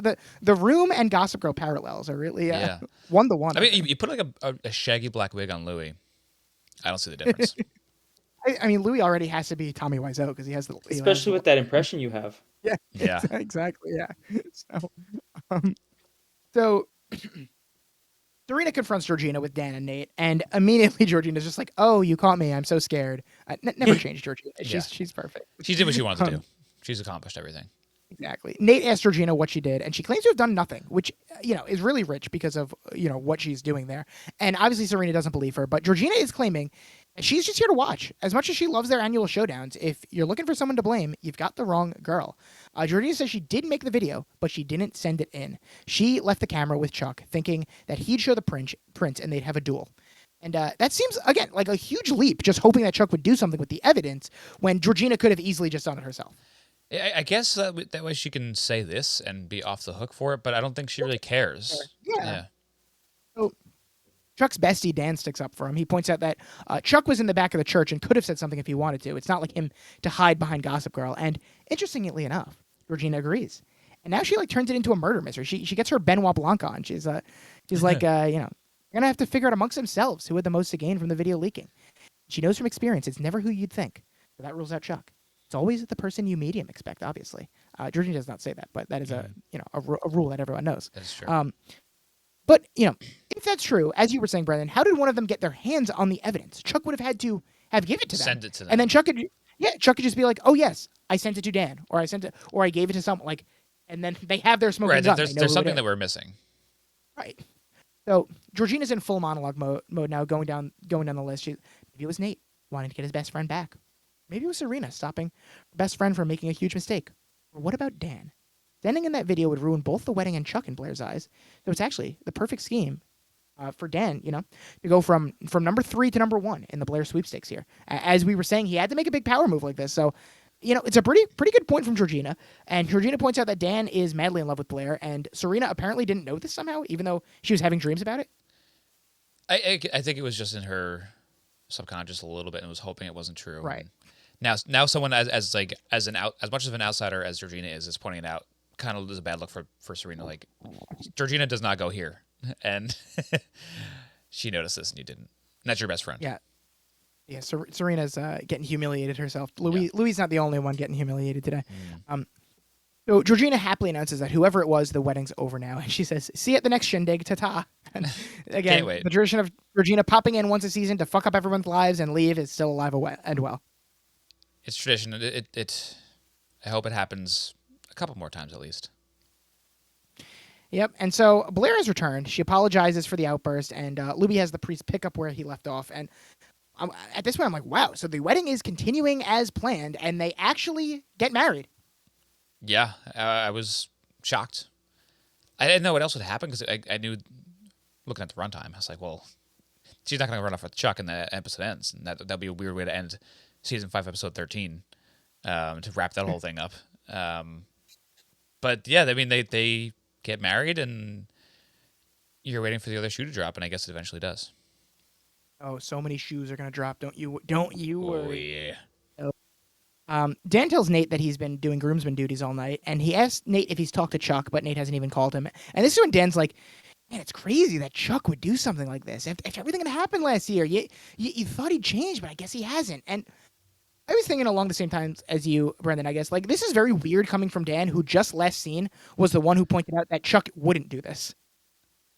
Yeah, maybe his mindset changed after being called out by Georgina. I don't know. Right, like, why is he now so sure it was Chuck, even when Georgina agreed with him?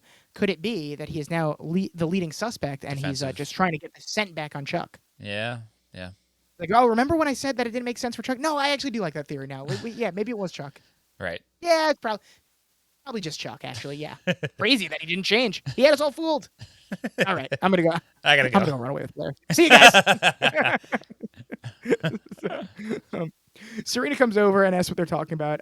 It seems that Nate has taken away the wrong lesson from what happened because he's like, what Chuck did was a grand gesture, and maybe if I had done one of those for the people I cared about, I wouldn't be at this wedding alone still. He's really taking this Like, Nate, were you in the alone. room when we said that it definitely wasn't Chuck?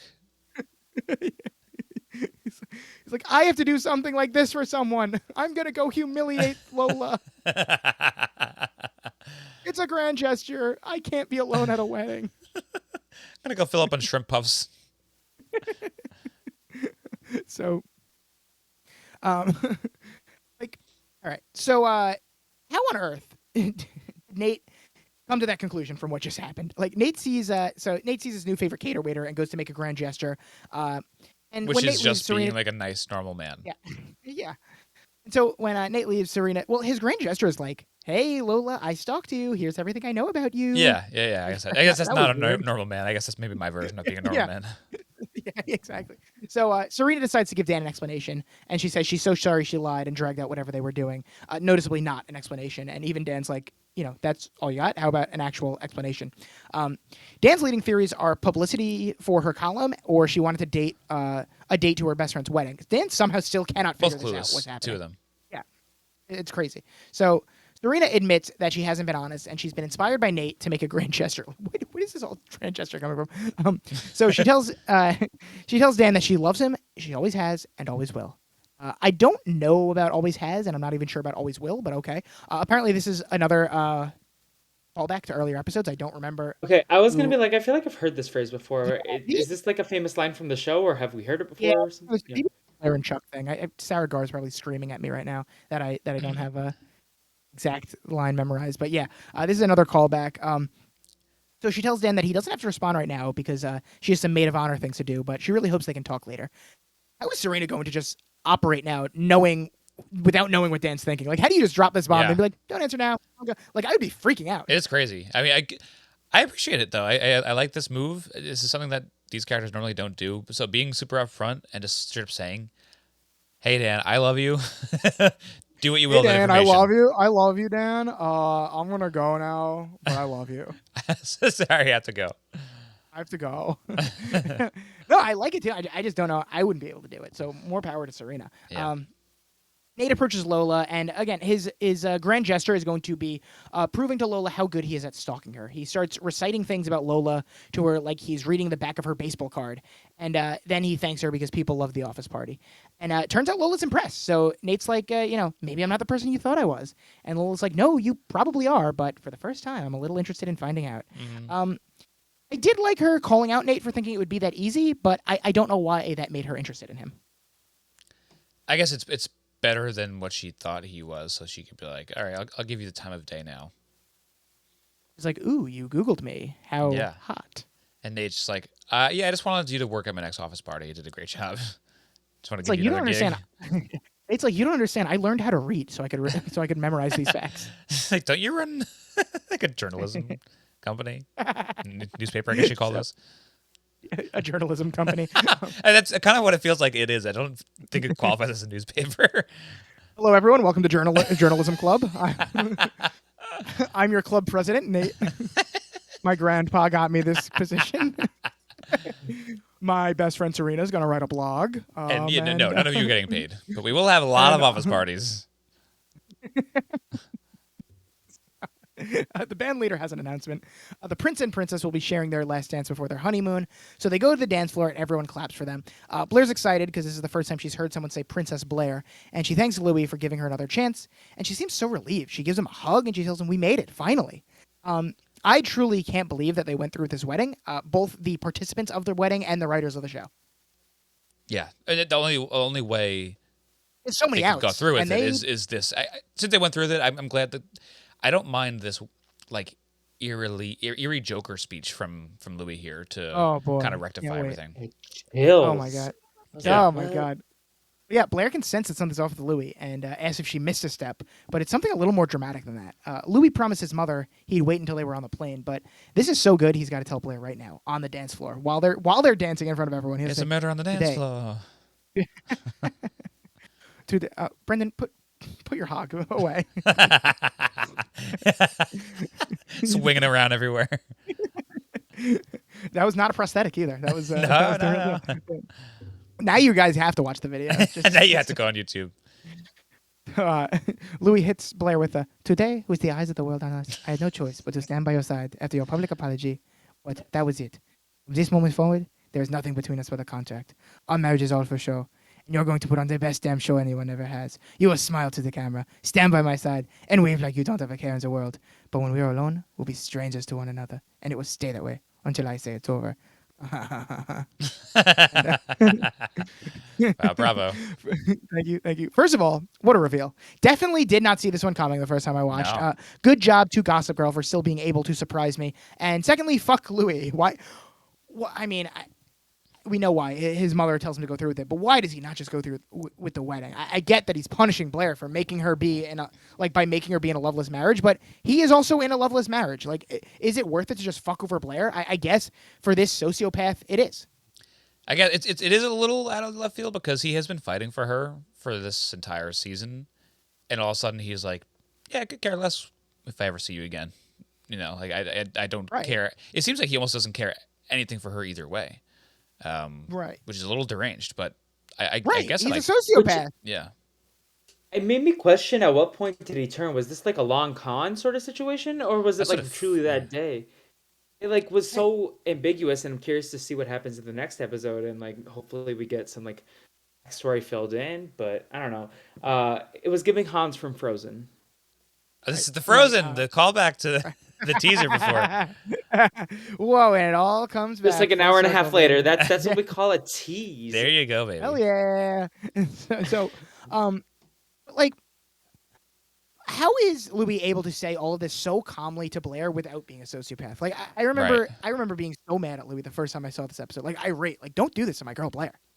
Yeah, 'cause you would think he has. It's almost like he has no emotions invested in this relationship. Right. The way he When says just in the beginning of the episode we hear, "I'm so happy. I'm marrying Blair. My life's answers. My life's right, which like dreams to are Felipe's answered." point, it almost seems like he has been planning this because Right.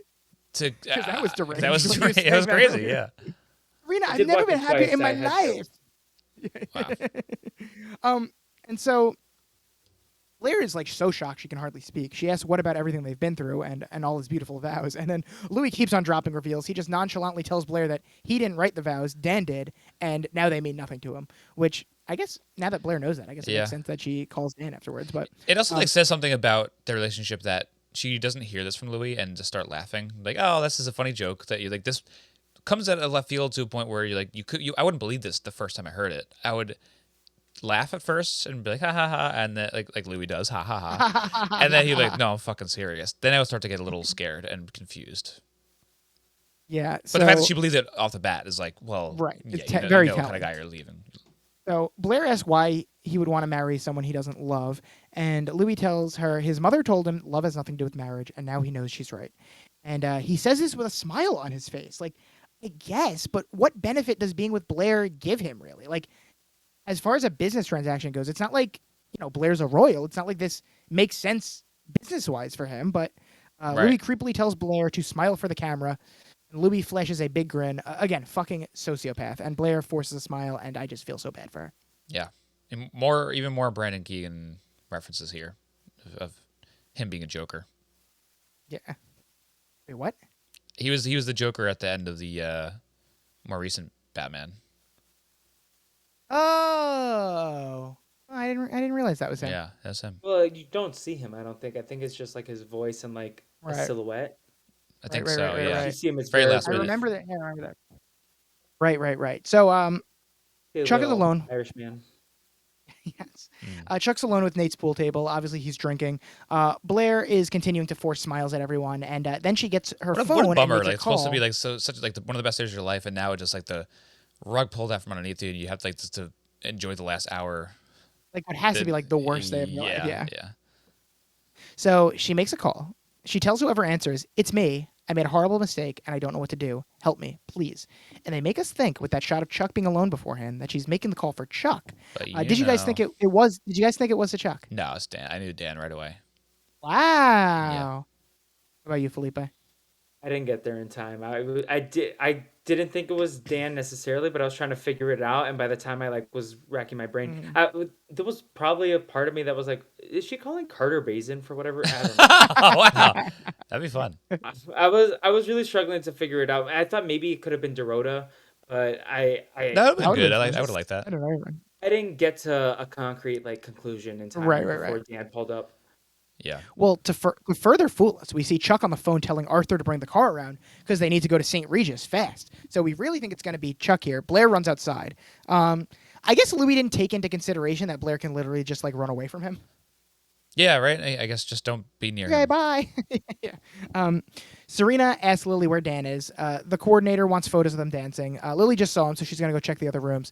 Serena looks around, sees Chuck wandering around, also looking for someone. Serena grabs him and asks what the hell he's doing here. And he responds that he needs to apologize to Blair and asks where she is. And then we cut back to Blair running into her just married car. And who was driving? But Dan the Man Humphrey. Yet one more twist. Brendan wasn't surprised, but maybe I don't remember if I was surprised the first time I saw it, but I think it probably surprised me. But it's not all that surprising since we have established by now that Dan is who Blair goes to when she needs a friend, and that is exactly what she needs. At the very least, this doesn't have to be romantic. Right. It could She be. still doesn't even know if Chuck was the one who ruined her wedding or not. Right, and she's also in the back seat. Yeah. So it's not like she hopped in the front seat and they're getting away together and going on their own little honeymoon. She's a full on passenger. Okay. Yeah. Okay. All right. Yeah, she's Rebecca Blacking it. Yes. It'd be crazy if they just got into another car crash, and just immediately just that should have been the song. That should have been the needle drop. Yeah. So Dan explains this was the only car with the keys in it. So Dan pulling a bit of a Ryan Atwood here, stealing a car, and Blair tells him that's fine, just go, and they're off. And that's our episode. Wow. Oh no! Wait just a second. We need just I know one those more fingers twist. anywhere. No. We need just one more twist / cliffhanger for good measure. We heard Gossip Girl voiceover. Oh, and if you're wondering who caught the bouquet, I'll never tell. You know you love me. XOXO. Gossip Girl. And we see those lovely, dainty fingers typing. It's and we Oliver swing the from camera. EOC. It's Oliver. He's back. No, we swing the camera around to reveal that Georgina is behind the laptop saying the catchphrase, you know you love me, XOXO, Gossip Girl. And that is our dramatic 100th episode. What just happened there? Why is Georgina Gossip Girl? Why is she being Gossip Girl? What's happening? I don't know. I really don't know. Because all I know is that What just happened? we were supposed to find out who Gossip Girl was. I thought at the end of the series. So What's going on? She's got the keys for now. She's got the login. I don't know. Maybe Louis Laptops helped her out. Gossip Girl's become the security of the Spectator, where Louis Laptops can just break in. Yeah. So that's our episode. What just happened? What's happening? What's going to happen? Any they jam packed 3 separate series changing twists in the last 5 minutes of the episode. Yeah. I mean that's a good person to have as your Gossip Girl at this very moment. They're, going into the next episode, I fully believe that that's her. I knowing from everybody else that this is not where we're going to land probably. But if we did, that's a good one. It's a good Gossip Girl. All right, so Brendan approves of this Gossip Girl. What about you, Felipe? I don't know if you have any spoilers of what happens later, but what are you thinking right now? I thought I was definitely not expecting that in this episode. But I'm intrigued to see what happens and where we go from here. I am excited to see what the entire cast brings from us. But yeah, like you said, 3 big twist episodes. I mean, at the end of the episode was very exciting at this point in time. I feel like the girl needed a little bit of a jolt. I was getting kind of us, baby. burnt out, and I felt like this kind of reignited my spark in the show. Pun intended for Georgina. Your Nice. Georgina spark on the show. I remember it was at this moment. This was the era where I was watching Gossip Girl for my first time, where I was in Albany during winter break. I was in my holdovers era. I was in Albany for winter break during the winter break while everyone else was. It was just me and Troy on campus while everyone else was on. So And Paul Giamatti. Paul Giamatti, of course, was there. So I was really fucking up my sleep schedule watching Gossip Girl. Because Troy would be at work a lot of times, so I'd just be by myself watching Gossip Girl, and this was the point. I remember I watched the final 13 episodes of Gossip Girl in a row. I watched 13, so it would be episodes 12 through 24 consecutively, 13 in a row. I was up till 1 p.m. the next day watching Gossip Girl. Wow. So all of this is probably a blur for me on my Yeah. my first watch through. That's kind of But crazy. yeah, Just I was. hilarious when you see Georgina at those keys. And then I remember, I was up till 1 p.m. watching Gossip Girl. I went to sleep, and I slept from 1 p.m. to 10 p.m. It was a crazy sleep schedule. I mean, a normal night's sleep, just different hours. Just just very nocturnal. Yeah. So I woke up at 10 p.m. Troy got out from work at 11 p.m. We played some beer pong 1-on-1. What time that was? What a Really time. I don't remember. But It's crazy. That's the most college lifestyle I've ever heard. so let's get into some segments here. We will start with my favorite segment, of course, user review of the week. Comedy Fan is back to break down this 100th episode, and they gave the episode a 10 out of 10, and they said, well, they made a great job for the 100th episode. The wedding was great. What I loved, though, that it wasn't the way one would predict it, with the wedding being canceled so that Blair could go to Chuck. Even after everyone told her it would be a mistake, she got married, and Louis now wanted the marriage just for show, and I can't blame him for being so mad. Now Blair took off with Dan, so we will see what happens now. And Georgina is the Gossip Girl? Somehow I am slightly disappointed, but I am not sure what else I was expecting. All right, thank you, Comedy Fan. Wow. Unfortunately, it was a letdown for Comedy Fan. Next week, the episode is called The Backup Dan. Do you have any predictions based on the episode title? The backup, I mean, I guess this is Blair's backup plan is marrying Dan. They get married next episode. They're going to transfer the marriage certificate to Dan. Yep. Felipe, any predictions? I'm just excited to see what happens. I don't know where we go from here except chaos, more chaos. Hopefully, I just want more of her. I hope if whatever the ending means, we get more Georgina in the back half of season 5. Sure. I'm here for that. Yeah. I mean, she's Gossip Girl right now, so she can't go anywhere. So the little preview says Blair must make a difficult decision about her future. So a lot to look forward to there. Let's get into some episode grades. Brendan, you went first last week, so I will go first this week. And as I was saying, as I alluded to, at first this episode was pissing me off because it's kind of stupid. I was thinking somewhere in the C range, but then I was like, this is pretty fun actually. I should be nice and go into the B range. But now the more I'm talking about it, thinking about it, they really went for it. It was stupid and nonsensical and riddled with plot holes at points, but at least they threw everything at the wall for their special 100th episode, and I am appreciative of that. I really did have a fun time watching. I had no idea where the episode was going to take us. Like I said, there's 3 potential series-changing twists in the literal last 4 minutes of the episode, which is truly absurd, but hey, why not? The callbacks, references to past episodes of the show, the music's incredible. It has the makings of a classic episode, so I will go A range, actually, but clearly not perfect. And there's still things that they're doing that I don't like Gossip Girl being so present in the episodes, but I can ignore most of these then, so I will give it an A-. Brendan, what do you grade the episode? Yeah, we're going to be hand-holding buddies here. I really like this episode. It could partially be because of where it's placed in the season, and it's like next to a couple stinkers, so it looks great in comparison. But I also think it is just a really well-done episode. It, like you said, at the top of the show, it tries to make reference to old episodes, maybe even if in its structure as well, and the way it presents itself. I loved it. Some little things I didn't love, like the continuation of Blair not telling Chuck her stupid reasoning for not being able to be with him. It's frustrating the 3rd time in a row. Weirdly, like Louis didn't really bother me this episode, which is a really sign of a great episode too. Could have used more Lily, obviously. The start of the episode was a little bit slow, but otherwise, I mean, it went so big, and I've been clamoring for that in recent episodes too. Is like the budget just seems super low for a couple episodes in a row now. Where we're saving it for the big big wedding. event of the week is just like Lily's living room. So I'm glad that we're having a big episode here. A- for me. All right, so 2 A-. Felipe, what is your grade for the episode?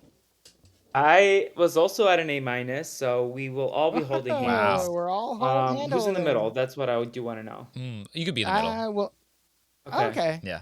We Or could we could do like all 3. Ring around the rosy type we situation. Oh, could do like that's a ringer smart. and Rosie type thing. Yeah.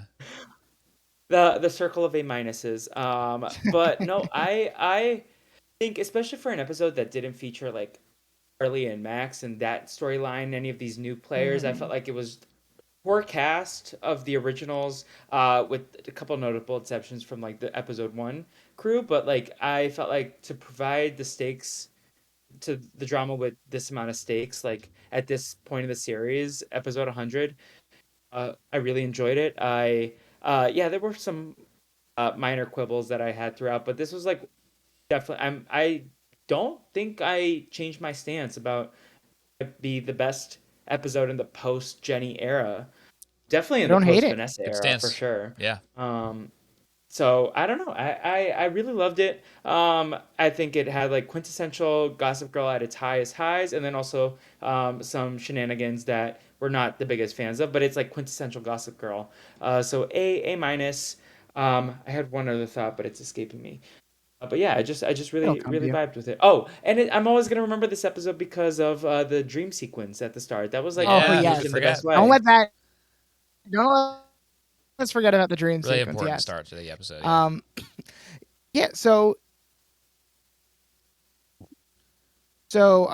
3 A minuses, and that is what I was reading that the critics liked about this too. That it seemed like they really like went back to old Gossip Girl, just the form of the show, and they really went for it. So they are all the critics are also in agreement with us. Let's do MVPs. For me, there is a lot of potential candidates for MVP, but I guess I get the feeling that we are running out of chances to give Cyrus an MVP, and he definitely Oh. deserves as many as possible. He's such a great and supportive stepfather. He's there for Blair every step of the way. He's great with Harold, making it clear that Harold is still Blair's father. And then he gets the moment of the episode when Blair also wants to walk down the aisle with him. So, I'm only giving him one MVP, even though that's not enough. Hey, So there we go. Cyrus is going to get my MVP. Brendan, who's your MVP of the episode? My MVP will go to the person who was dressed best in this episode. And that would be Georgina. Georgina had the sexiest I knew outfit you out would. there.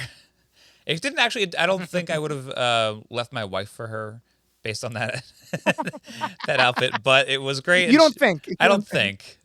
But she's awesome. I mean, I have to give her an MVP. She did exactly what she wanted to do here.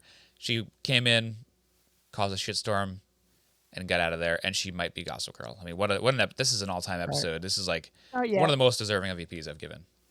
Regina probably should be the MVP, but I had to give it to Cyrus. I'm just thinking maybe every time security tried to kick her out, she just got that dress back on and was like, "Hey, security," and they were like, "Oh, hubba hubba, you can stay." You can stay. Felipe, who's your MVP? Between two, I'm gonna talk it out. So Georgina is one of them because she was causing the maximum amount of chaos. She was really invigorating of the sparks that we needed in the episode. Again, pun Sparks. intended. Like I think we needed a Georgina appearance to really like get things rolling for the back half of season 5.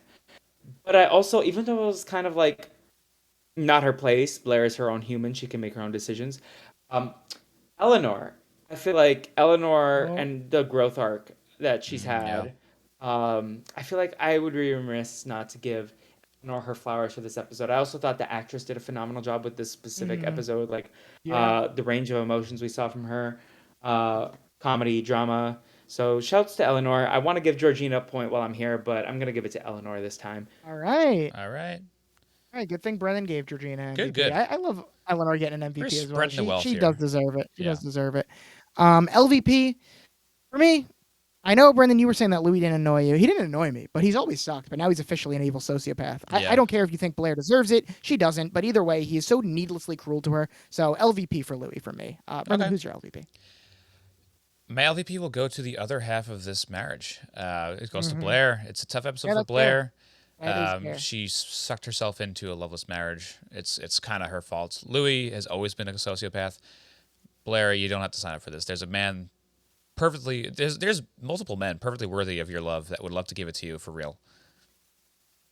I thought Brendan was gonna give it to Jesus. Ah, it's a good one too. I've already Maybe God's we already give got a an Jesus LVP one. for Yeah, this. 2 Jesus LVPs in one season would be hysterical. Because If I we give get one a to- lot of the stray ones, but like to get Yeah. double on a non-character is Well, great. If I gave one to God and you gave one to Jesus, would that be the same? Because Oh, then God don't have and to give it to the Father, Son, Holy Holy Spirit, they're all the Spirit. same, right? Well, Yeah, but I think we let's- have to someone's complete the Holy Trinity. We would have to give an LVP to the Holy Spirit. Um, Georgina's the type of spirit. is- She's like a demon. Felipe, who's your LVP? Y'all are running out of episodes, right? So I need to take into consideration my whole Gossip Girl experience, because if this is my last chance, I need to do what is right and give Rufus an LVP.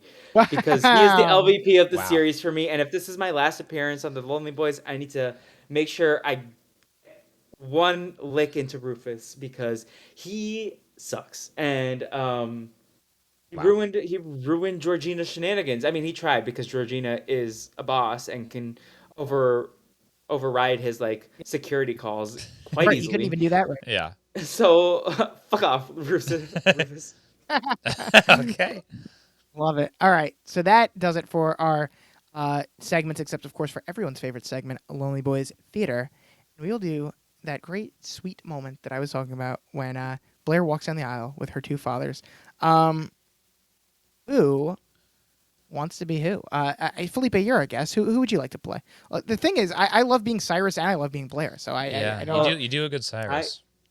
I was hoping to be Blair, because I feel like you two could be my dads. Okay, we'll be your dad. Yeah. Okay, sure. All right, so I'll be Cyrus then, and Brendan, you could be Harold. Sure. Does I think the does everyone personalities have fit their? there. Yeah. Does everyone have their scripts in front of them? Yes, sir. Yes, sir, mon Oh. chéri. Share. Oh, perfect. All right, so let's. Whenever you're ready, Harold. Listen, I don't want to alarm anyone, but there's been an emergency. What? Yeah. Blair needs you right away. Of course, I'm all hers. Come this way. Please. Oh, sure.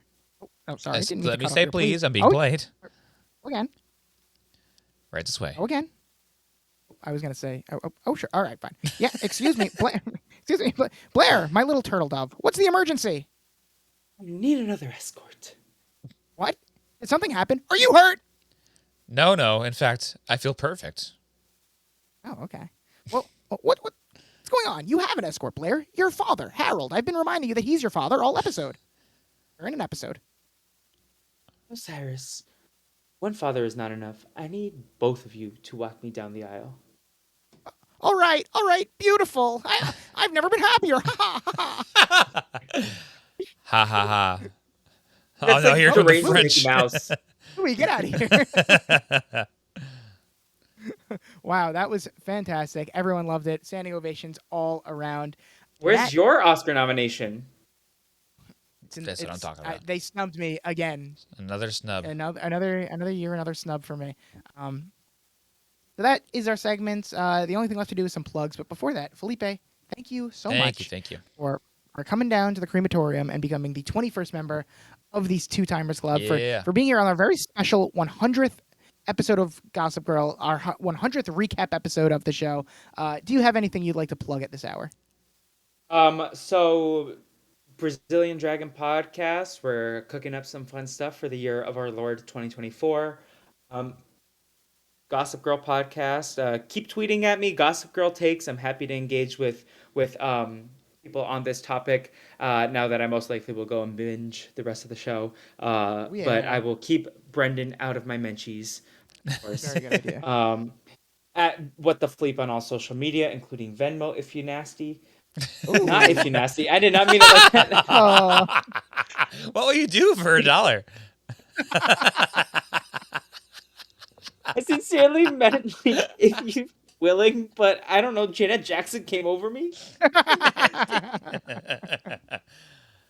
wow, you really have mastered the art of the tease. I don't know what came over me. I think Wow. Georgina. I saw Georgina in that dress, and I was like, What "Hey, a- Georgina." What an erratic end to the episode. All right, so all you nasty freaks out there, follow Felipe on Venmo. And then also, I don't know what day this is coming out. I assume it's gonna come out before February 9th.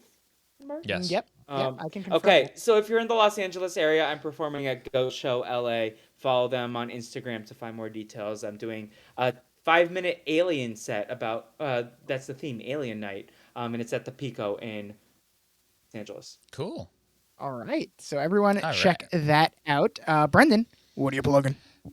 Well, if you're already busy throwing a bunch of money at Felipe's Venmo, you might as well throw some bucks our way and sign up for our Patreon to listen to our OC content. That is our sister show called The Sandy Boys, where you can find us at patreon.com/boysmedia. Want to put that out there. I don't know if I've been saying that. I think I forgot that I changed it. I hope I've been posting the right links. Who knows? Is it because you're porn boy? Yeah. That is why. That why Guests it's- know my Discord name, pornboy69120. Some people are afraid So- to come in Great this username, chat one of room. the best.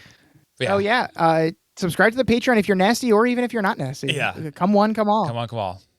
I do. I look. I don't want to come at these listeners, but there's been a little bit of a lull. We have made no gains toward the Mike Bloom threshold.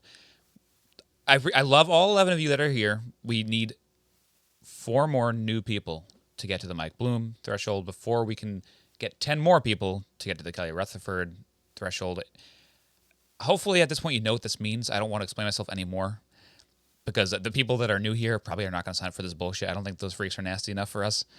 But please, please, please, I don't want to lose momentum. We've been doing so well. Don't make me beg. Yes, please. If I have Please, to beg don't you want to anymore, see a Mike Bloom cameo? it's gonna get ugly. It's gonna get so ugly. Yeah. All right, so we don't want to see Brendan ugly begging. So please sign up for the Patreon.